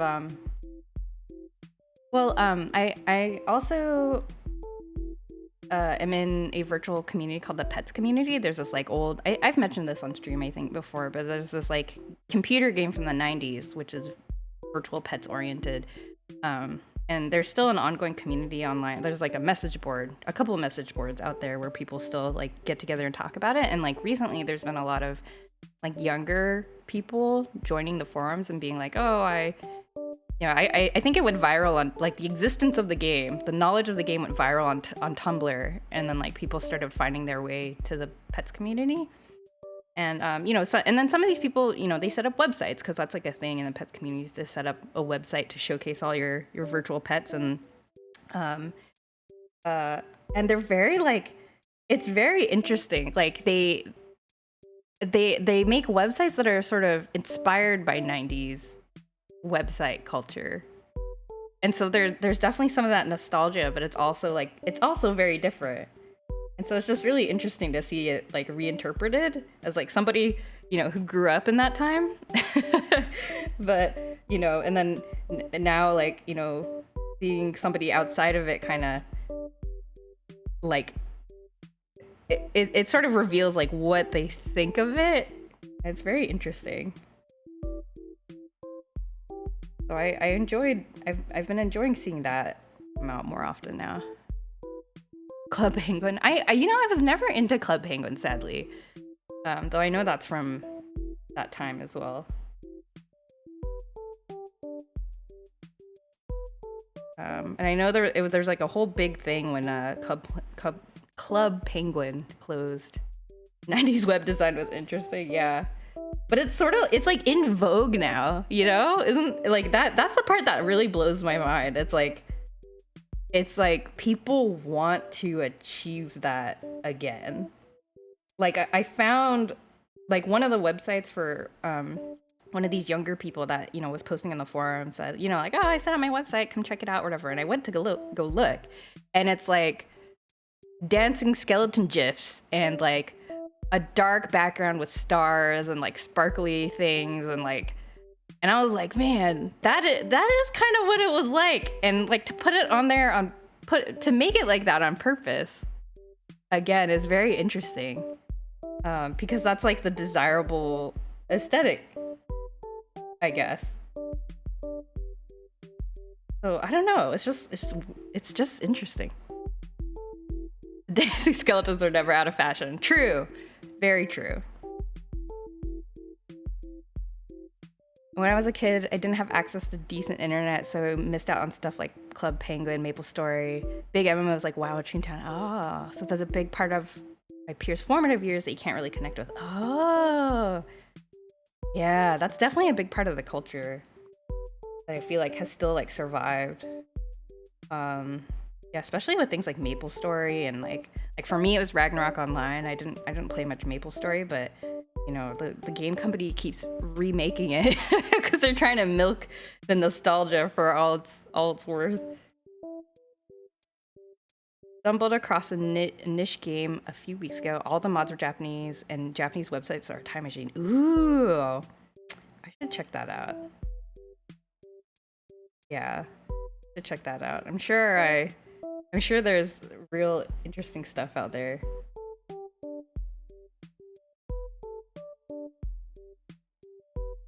It's always so fun. It's like I don't know, doing like an archaeological dig or something.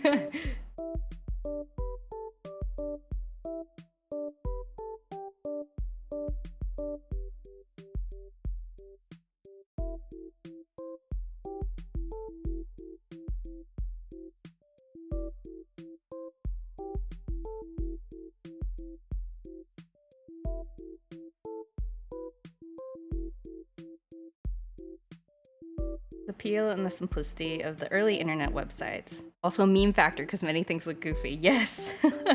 It's sort of like going through your, I don't know, like your parents or your grandparents like high school yearbook or something, and then like looking at all the pictures and being like, oh my god, everyone looked like that back then. That's it's so kind of a similar feeling maybe.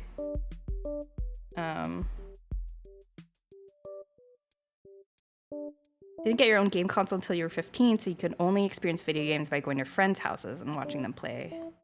So being between that and the no MMOs thing, don't really enjoy multiplayer games much. Yeah, that's one thing I feel very fortunate about, is that we were allowed to have games at home, which is great. And I also have 2 siblings, so multiplayer games were kind of like the order of the day, because you know, I mean, we had game consoles, but we had like one N64 to share, right? So the multiplayer games were what happened at home for us.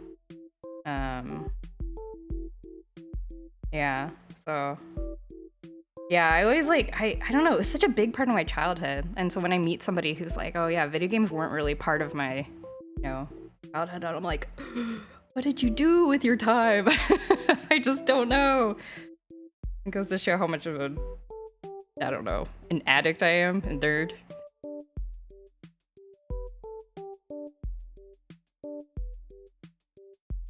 I never owned a console, so most of my stuff was CD-ROMs until late middle school, and Steam just started taking over. Ah, CD, yeah, that, you know, that I guess that is something that I didn't do a whole lot of, is PC gaming. So I know. I mean, that was a thing back then, but like,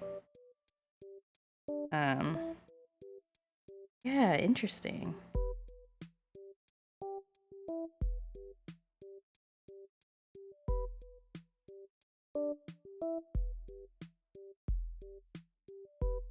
Yeah, I guess CD-ROMs. Oh man, I remember like, you know, you'd go to your friends would have like a game you wanted to play, and they would like copy it for you, like burn it to a blank CD, and then you'd sort of with the serial code, and you would like pass it around among your friends. I remember those days.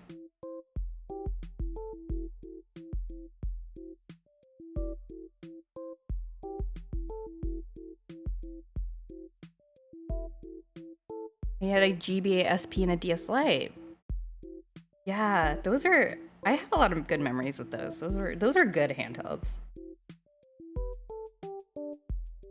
For good handhelds.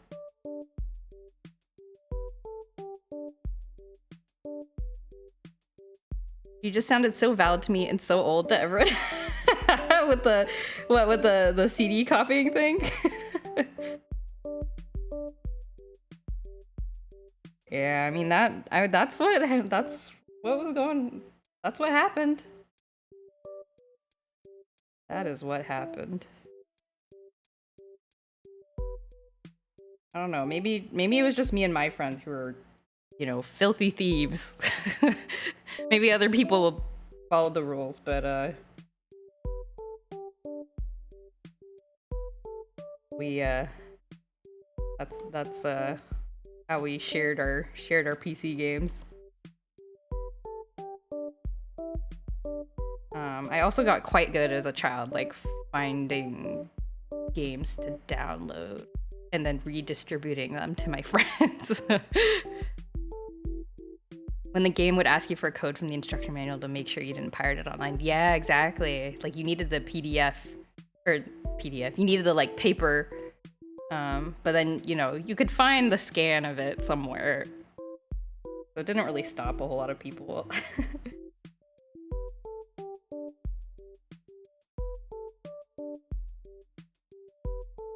Those are good times.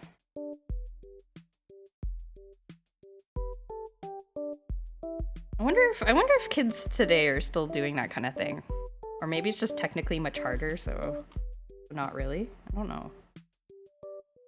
Like, just because I don't know how to do it doesn't mean that other people don't, so I'm wondering if maybe that's like a thing. You sort of miss the little manuals. Yeah, they were fun to read, you know? And it was good reading material in the days where there were no smartphones. And you get your game from the game store. You're like in the car ride home. You take out the little manual and you're like reading through it excitedly, right? You can't wait to play your game. And you're just like looking at all the instructions and things like that. But yeah, they don't a lot of games don't include it anymore because nobody reads them. Sadly. Don't get me started on how cell phones changed when I was a kid. Yep. That was me too. I didn't get a cell phone until high school or something like that.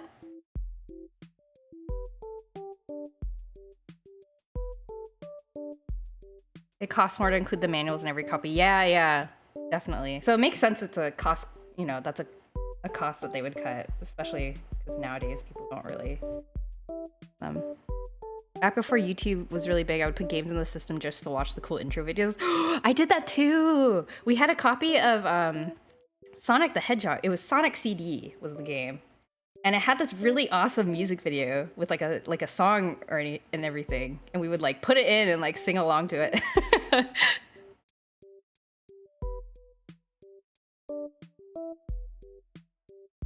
The manuals made sense in a pre-internet world. Yes, definitely.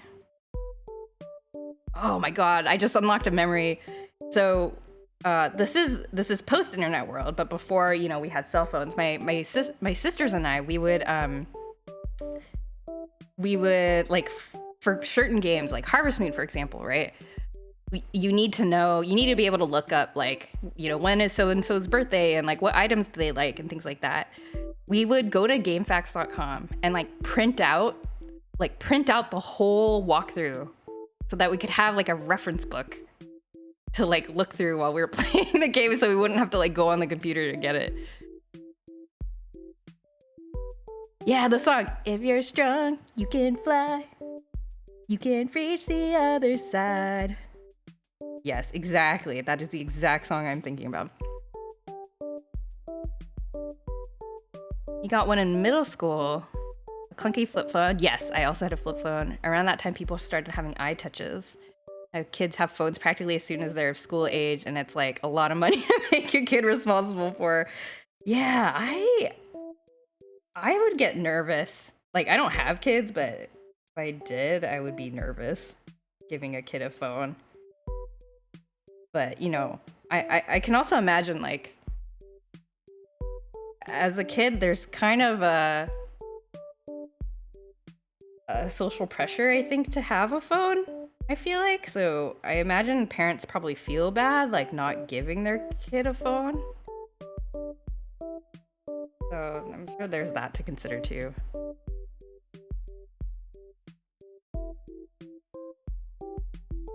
You confuse people a lot because you reflexively refer to your Spotify playlist as my MP3s. Gosh, I didn't even use Spotify for a really long time because I was like confused by the concept. Like, I didn't understand it. And then I got over it, and then I was like, oh, okay, I understand. You stream the music. You just have it.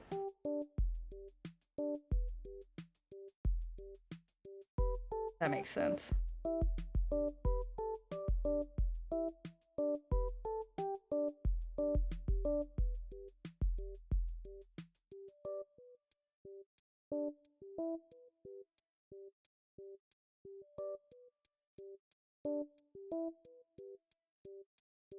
To be fair, it's good to have a calling texting machine if you get hurt or whatever. I don't see why they get smartphones for that purpose. Yeah. Yeah, I agree. I think it's like, you could get a dumber phone. Oh, and actually that's like a thing that's coming back now. It's like flip phones. Like Samsung has this like fashion phone that's basically a flip phone, but the top half is a like a touchscreen, like a regular Android touchscreen. But the bottom half has like the T9 like keyboard and stuff. And that's like a thing that people wanted, I guess. And there was another, I think there was a Nokia one a couple years ago. You can tell I've been looking into this because I was like, oh, like a flip phone. Those were the days. But there's a Nokia one that's kind of similar. That's a flip phone, but it's also like a half flip phone, half like touchscreen Android phone. I feel like it comes back every 5 years. Yeah, I don't know. It's just like a very sticky concept, I guess.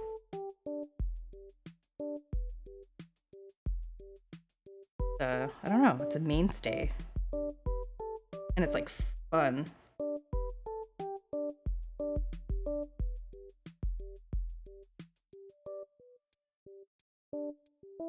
You'd load up anime OPs on YouTube and hold the MP3 microphone to the speaker. That's an olden technique, in the days where people listen to radio and then you would like wait for the radio to play the song that you like and then hit record on your cassette.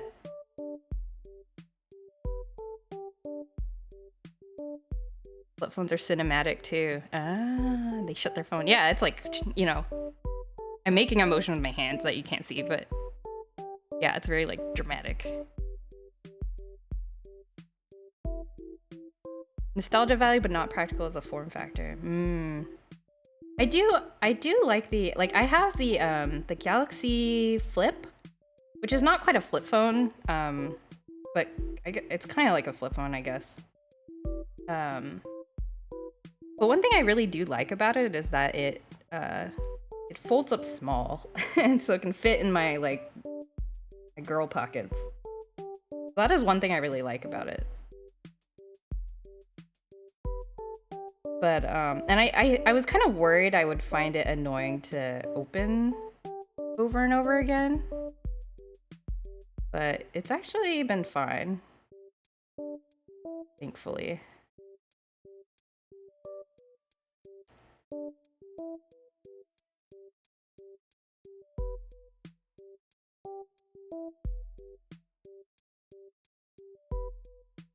Yeah, so I don't know. If flip phones became a thing again, I might try it. It's an interesting design. Yeah, I really like it. It's a little bit scary because the screen itself, the touchscreen itself, folds in half when you close it, which is a little scary. Got some getting used to, but it's pretty durable. I've had mine for a year or two now, and it's you know, endured. Dearly beloved, yes, good song. Makes me feel things. Good old Kingdom Hearts. Yes, great song. I should probably start figuring out like a new playlist to play. There's this like Spotify playlist called Nintendo Lo-Fi, which isn't just Nintendo, but it's like, you know, other games too, but I've just been playing that for the last several art streams. I should put together my own playlist. We're not listening to the same things over and over again. That's where the Megalovania Lo-Fi came from. Yeah, it was on this playlist. I remember when those phones were first announced, I worked at Best Buy and all my coworkers had the live stream of the press release in the big store and everyone was unanimous and, well, that looks fucking dumb. Yeah, it's definitely a leap. It was a bold move by Samsung. I remember hoping dearly that Google Glass would become a practical everyday phone so you could skip touchscreens. Ah, yes. Yeah, the hype for that kind of died down, sadly. Like, though I remember there was a time where, like, there were all sorts of, like, glasses, UI, you know, excitement. And I remember learning about the technical reasons it didn't really catch off. Like, I think it was just, there were some physical limitations. Like, it just got too hot. Like, for the power that people wanted for an interface like that, like, it got too hot or something like that. And, you know, it's on your head, so you don't want it to be hot. Like, that's pretty bad. So there's some sort of practical limitation. I remember reading about it back in the day. But, you know, you continue to see demos of, like, what could be for that kind of technology. I saw something a little while ago about on-the-fly transcription and translation. So, like, somebody who doesn't speak a particular language can communicate with somebody else, or at least understand. Oh, you know what it was? It was a demo of a deaf person using, like, a Google Glass like interface, because they can't physically hear very well, like their family members or whatever, but the glasses can, and then it, like, displays to them when somebody's talking. And so that's, like, a really useful way for them to, like, you know, be alert to things that are going on. Femboys is currently trending on Twitter. For a complete change of topic. But that's fine. I think we've been in, like, old fogey mode for, like, the last 30 minutes. So maybe this is a good change of pace.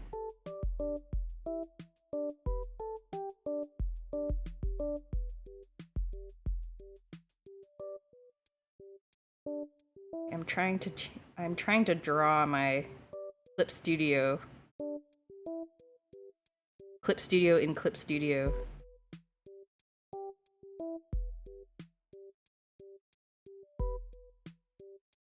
You like Boomer Road?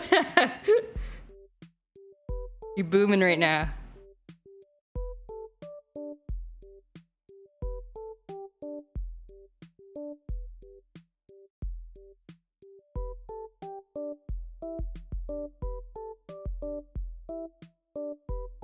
Sometimes being a decade older than 80% of the streamers I watch. What has occurred as NCD leaked and arrested? What is NCD? I tried to sneakily Google it, but I don't know. Nothing came up. Non-communicable diseases? I don't think that's it. Non-credible defense. It's a subreddit. It's a subreddit. I've never heard of this. Do I want to know what it is? Or is it like... Is it something to be wary of?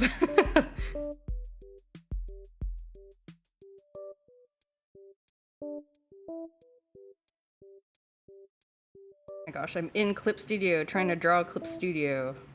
What is this nonsense?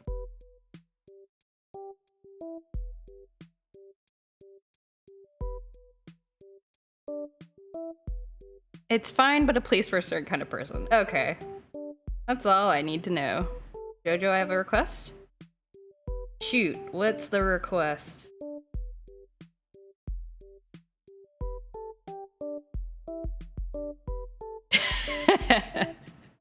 Oh, I see. Beanie knows all about it, apparently.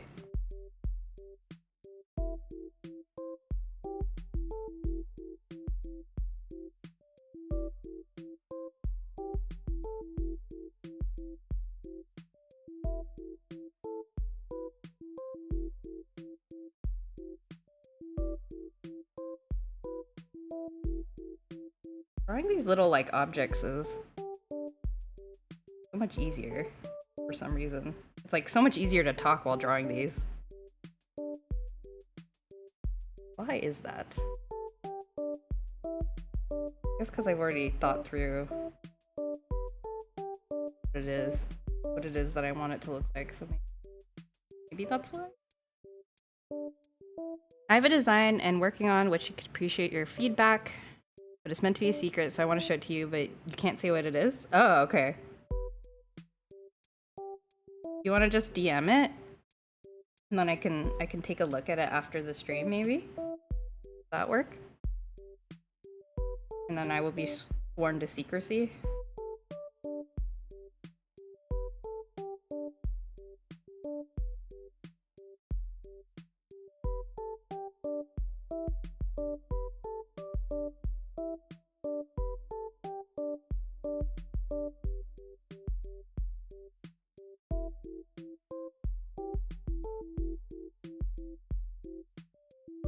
Dark enough.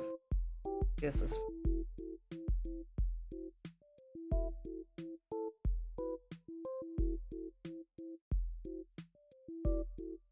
bit darker.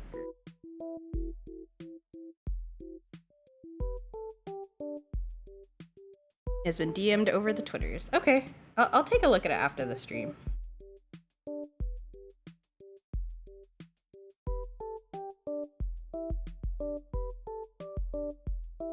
Hopefully that's not too late for you. Okay.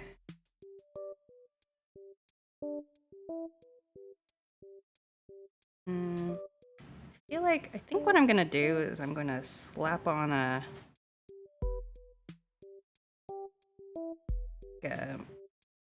like an overlay color to kind of unify all the colors of these various objects. Whoa. Overlay color. Not gonna lie, part of me does want to hear your live reaction because you're proud of what you have so far, but not gonna be about it. Ah, okay. Can I? Okay, because I wanted to be cautious because I didn't want to accidentally say what it was. But I mean, I'm happy to look at it now. Let me take a look. I will open.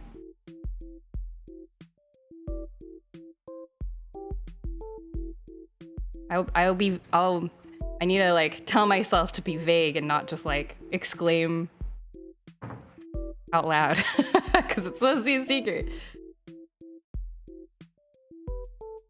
Oh my gosh, Twitter is loading very slowly.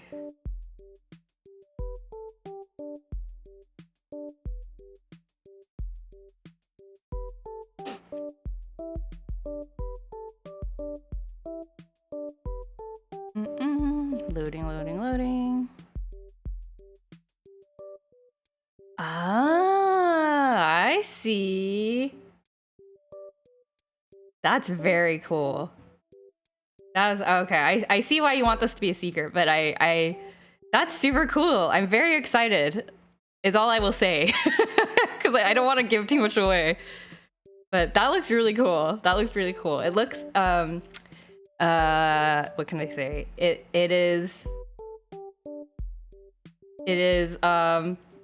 well, I won't say anything. I was gonna give a compliment, but I can't think of how to say it in like a not obvious manner. But yeah, that's very cool. Thank you for sharing.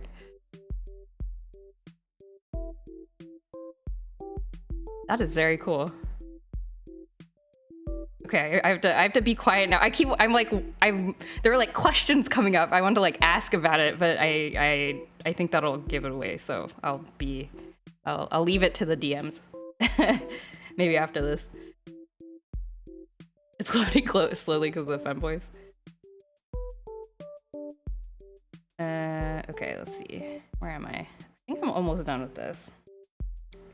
This overlay layer did not work as well as I wanted. Maybe I need it to be a different color. My tonal correction. Purple, blue, G, yellow.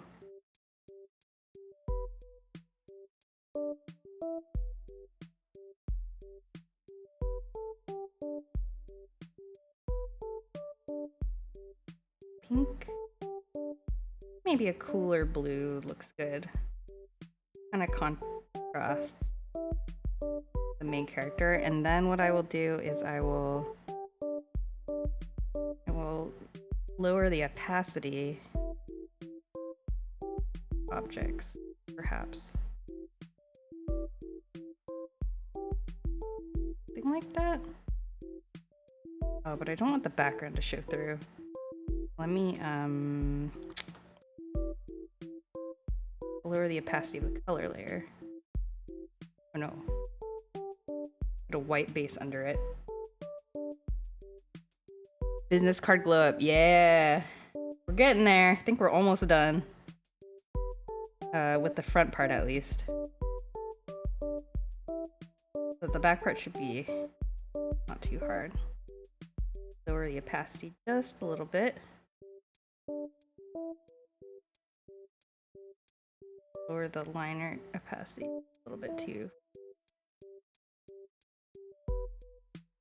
Okay. What is the thing in front of the tablet?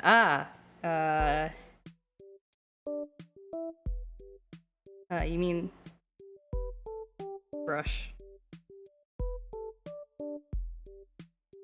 You mean this thing here? Tourbox, yes, tourbox. One sec, I should show you what parts of that are inspired by. Oh, okay, cool. What's the thing in front of the tablet? Tourbox, yes, it is a tourbox. It is a handy little, like, kind of like a keyboard, I guess.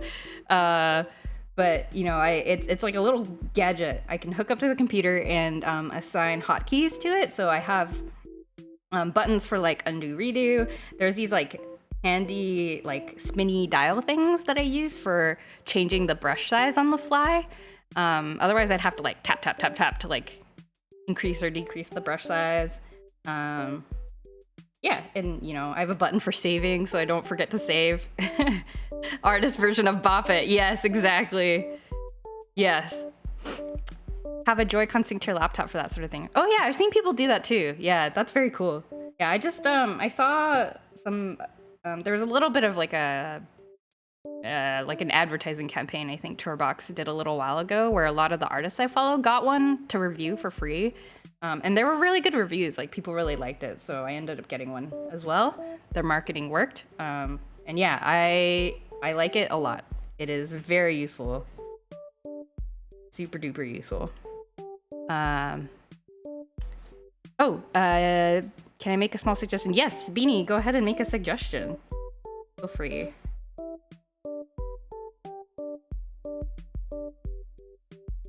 Let me grab, let me save first.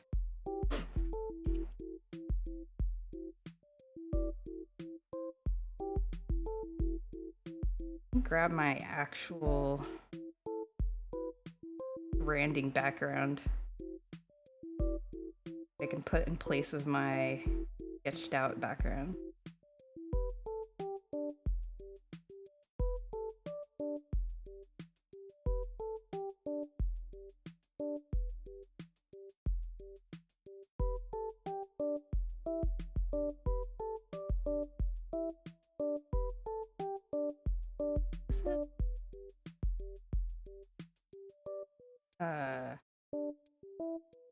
Not it. Oh, different picture.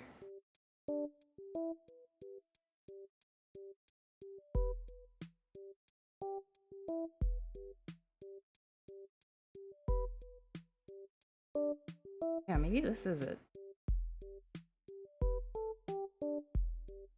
Okay, how do I create a paint bucket for this pattern? I know how to do it in Photoshop, but I don't know how to do it in Clip Studio. Whoops. Stuff. I want to paint bucket a pattern. Paint bucket a pattern.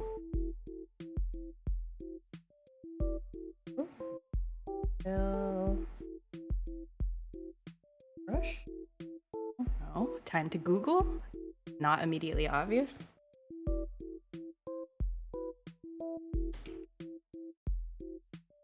I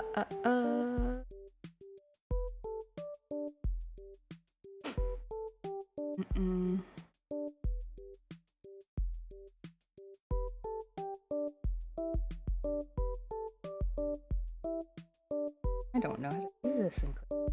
How do I do this in Clip Studio?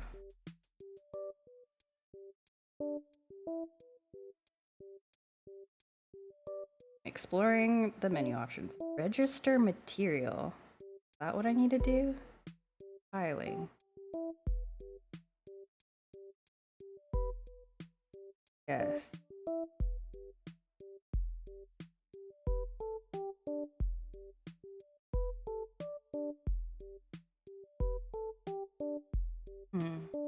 Okay. Use a save location.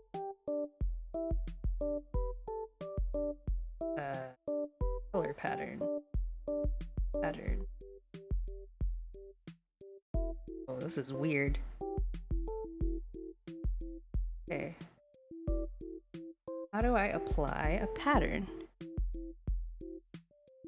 A large amount of your BGN items floating around in it are dark and cool colors. Might be nice to change the color of the visible Joy-Con to something warm and bright for some more visible clarity, or visual diversity. Right now my eye is mainly being drawn up to the cat in the upper corner since it's the most vibrant thing on the page, but if you spread out the vibrancy out, it'll be easier for eye to be drawn to the face first. No, it wouldn't be accurate, but you can make it the red Joy-Con instead. Ah, I see. Yeah, I was thinking about... yeah, it's a little bit... I see what you mean. Yeah, marble is like very much standing out. And I also don't want to compete too hard with the... like the upper part of the character is warm. So I kind of want to... maybe I should make marble a cooler color instead? Yeah, I see your point is valid. I understand it. I wonder if I can... Let me figure out this background thing first, and then I will think about what to do. How do I apply patterns? Need to open the materials folder. Aha, okay, I see. Ah, do I just do this? Oh my gosh, it worked. Whoa. Okay, this is a bit too small. Bigger.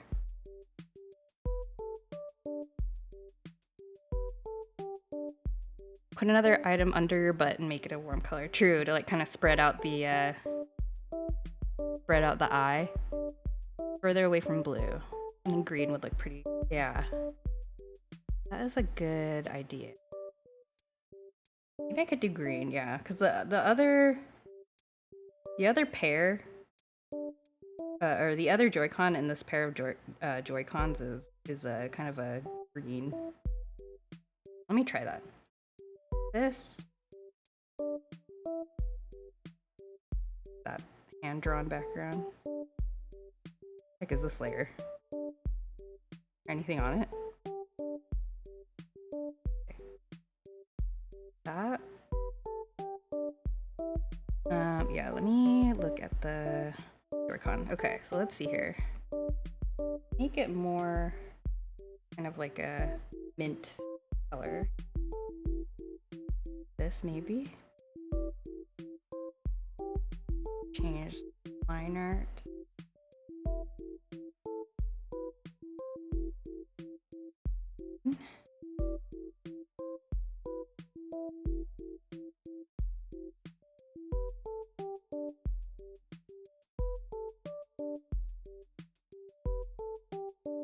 I'll make the outline so white. A little bit better. I do still want to adjust marble a little bit, I think. Let me play around with it. Try sketching it out with some quick hue saturation effect. I am on the wrong layer. This one.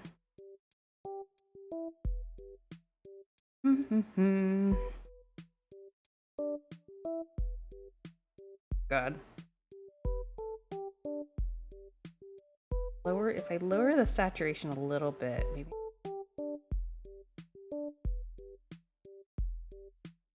I think if I lowered the saturation just a touch, then it's a little less bright.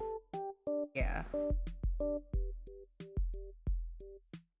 And then it's a little bit more in the background. This needs like 5 more Tamagotchi. Perhaps.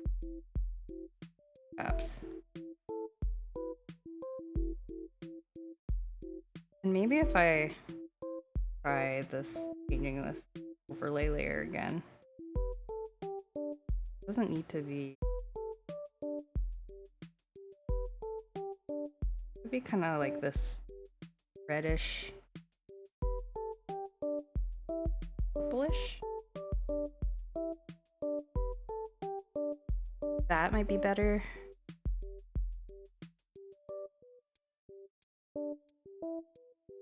Can't decide.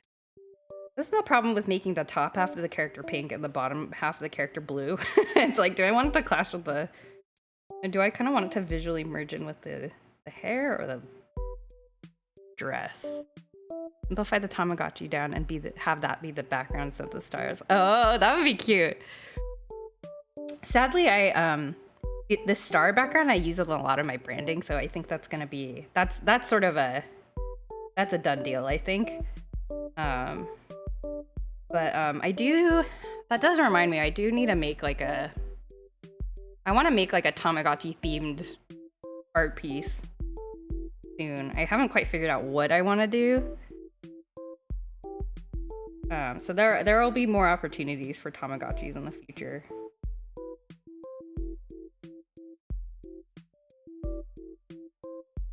Maybe this is better. Yeah, I think you're right, Beanie. I think like a less of a blue color might be better. Oops, I accidentally Did not save that change. Try again. Here.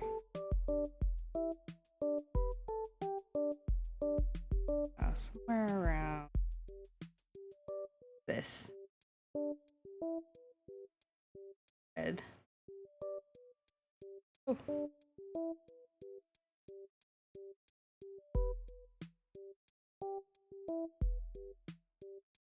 Yeah.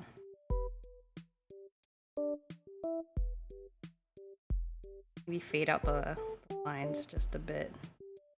Yeah, then it's not so strong. Yeah, I think it was the line art looking really strong. That was the problem. Yeah, there, okay. I think that's good. I think then it pops out some more. Redder shade feels too similar to the jacket and the hair. Yeah, that's what I mean. I was like sort of going back and forth.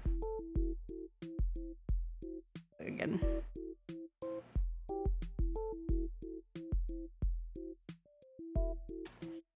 Blue or red? Yellow, maybe? Like the look of the green. Oh.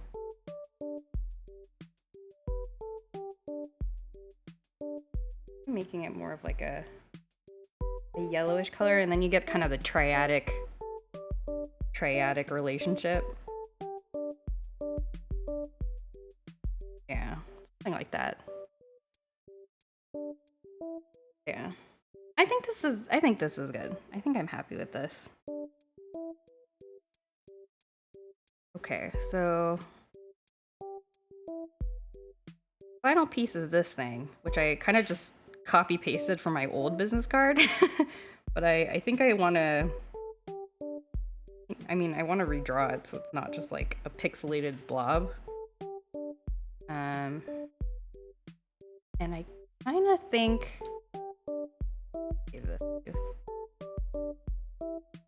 think do I want the ribbon going like, you know, these little tab things? Do I want them going like upward?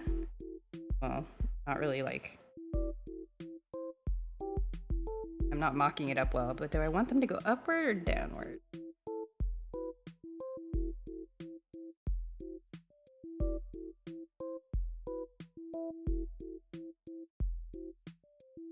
That being yellow helps so much. Oh yes, yeah, that's the yeah, I had it hidden so I could actually see the color, the character illustration. But yeah, this is kind of the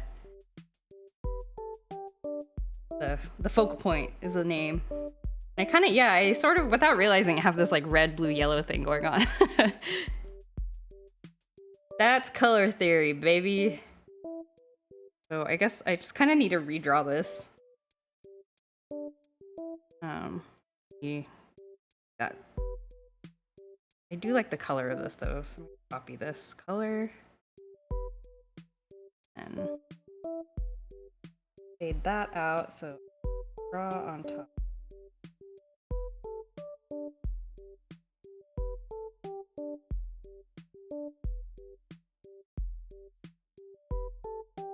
I mean, what I really should do, I could save myself an effort, and like the reason I'm doing this is because my old business card was like, this is on a layer. Like I could take this out of my old, like extract this out from the file, the old business card file, and put it in here, but I drew that old business card in Psy, which is I don't have it installed on my computer anymore because it's been a while since I used it. So like should I could reinstall Psy and then take the layer out, and I just decided I didn't want to bother, so that's why I'm here redrawing this. Do I still have the file? I do. I still have the file, but you know, it's not a big deal. I was just like lazy. Oh, hi, Marble. Marble just woke up from a nap, and now he's wandering around. You always save files as PSD no matter what the program. You know, that's probably smart. I have heard that Psy in Clip Studio Paint sometimes have problems like converting it back and forth. Like if you open a PSD file in Inside or Clip Studio, then it kind of like doesn't turn out right sometimes. Like there's like some edge cases where it like doesn't load correctly. So I've always been a little like, I don't know, paranoid. It probably works fine. I'm just worrying about nothing. It definitely would be a lot more convenient. Okay. The nice thing about redrawing it is I can correct some errors. You can see it's like a little bit thinner on this side, the banner on this side. Okay. Medibang Paint Pro, but it always saves PSD and that's never been a problem. Oh, okay. That's good to know. That's good to know.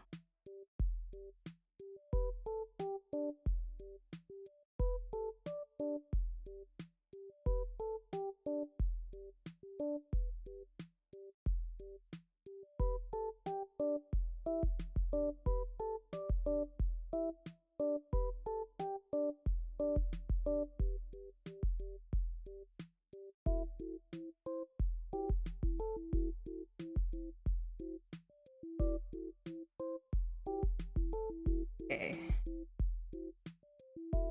Good enough, I think.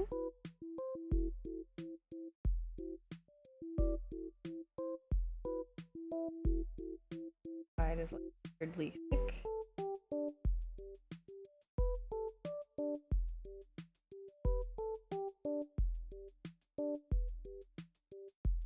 Okay. Perfect. A perfect recreation. Let's put that in a folder. Draw my name on top.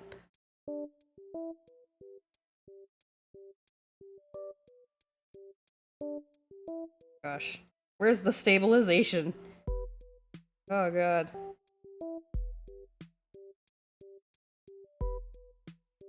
I wonder if I should do something. Maybe I should use like a nice font instead of like writing it out.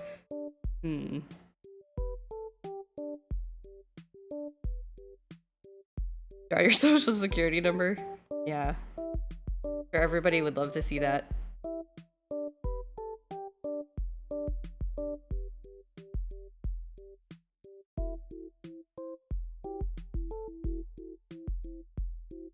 Okay. Perfect recreation.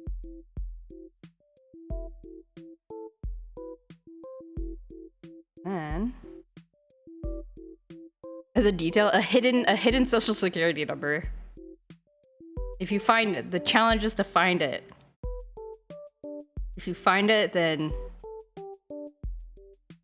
you deserve what you can get from it. Oops. I want to draw this star thingy too.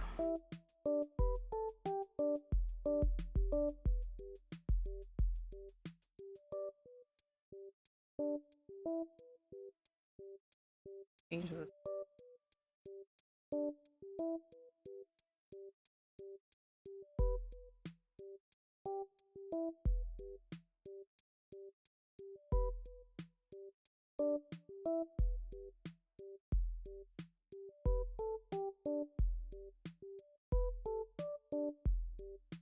I think the line's a bit thicker this time around.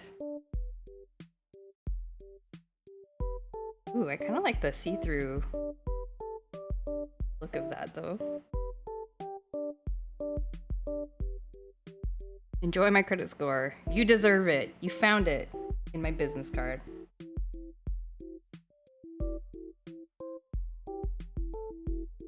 Turn down that stabilization. Don't need that anymore.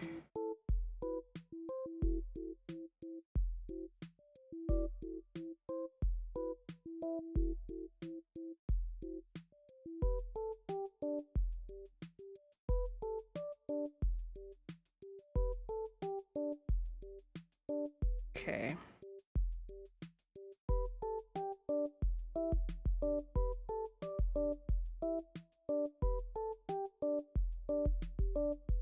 Cool. Okay, so have now we can get rid of that. This whole thing down here. Like that. This.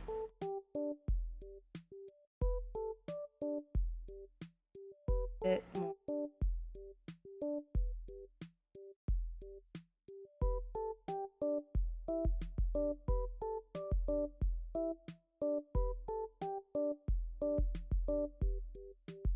Looks nice, thank you. Yeah, I'm pretty happy with how it turned out.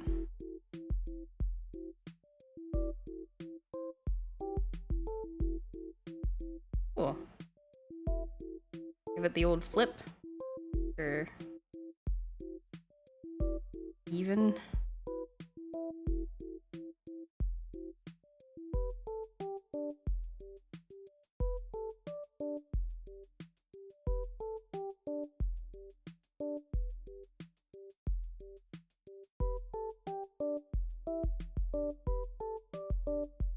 Yay. Okay. I think I'm done. I think I'm done with the illustration. I will I still need to do the back, but that's just gonna be like text and stuff. So I'll probably just do that off stream. Not too super interesting.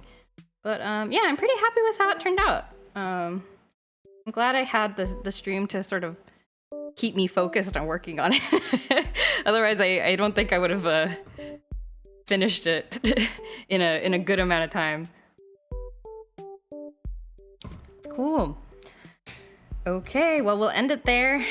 It is dinner time for me, so I'm hungry. I'm gonna go get food, but proud of you. Oh, thank you. It looks really cute. Thank you. Thank you all for keeping me company. My lighting is excellent. Oh, thank you. I'm sure there's still lots of things I need to improve on, but doing my best. Thank you. All right, thanks all. Thanks for keeping me company. Thanks for hanging out. I'll see you next time. Bye-bye.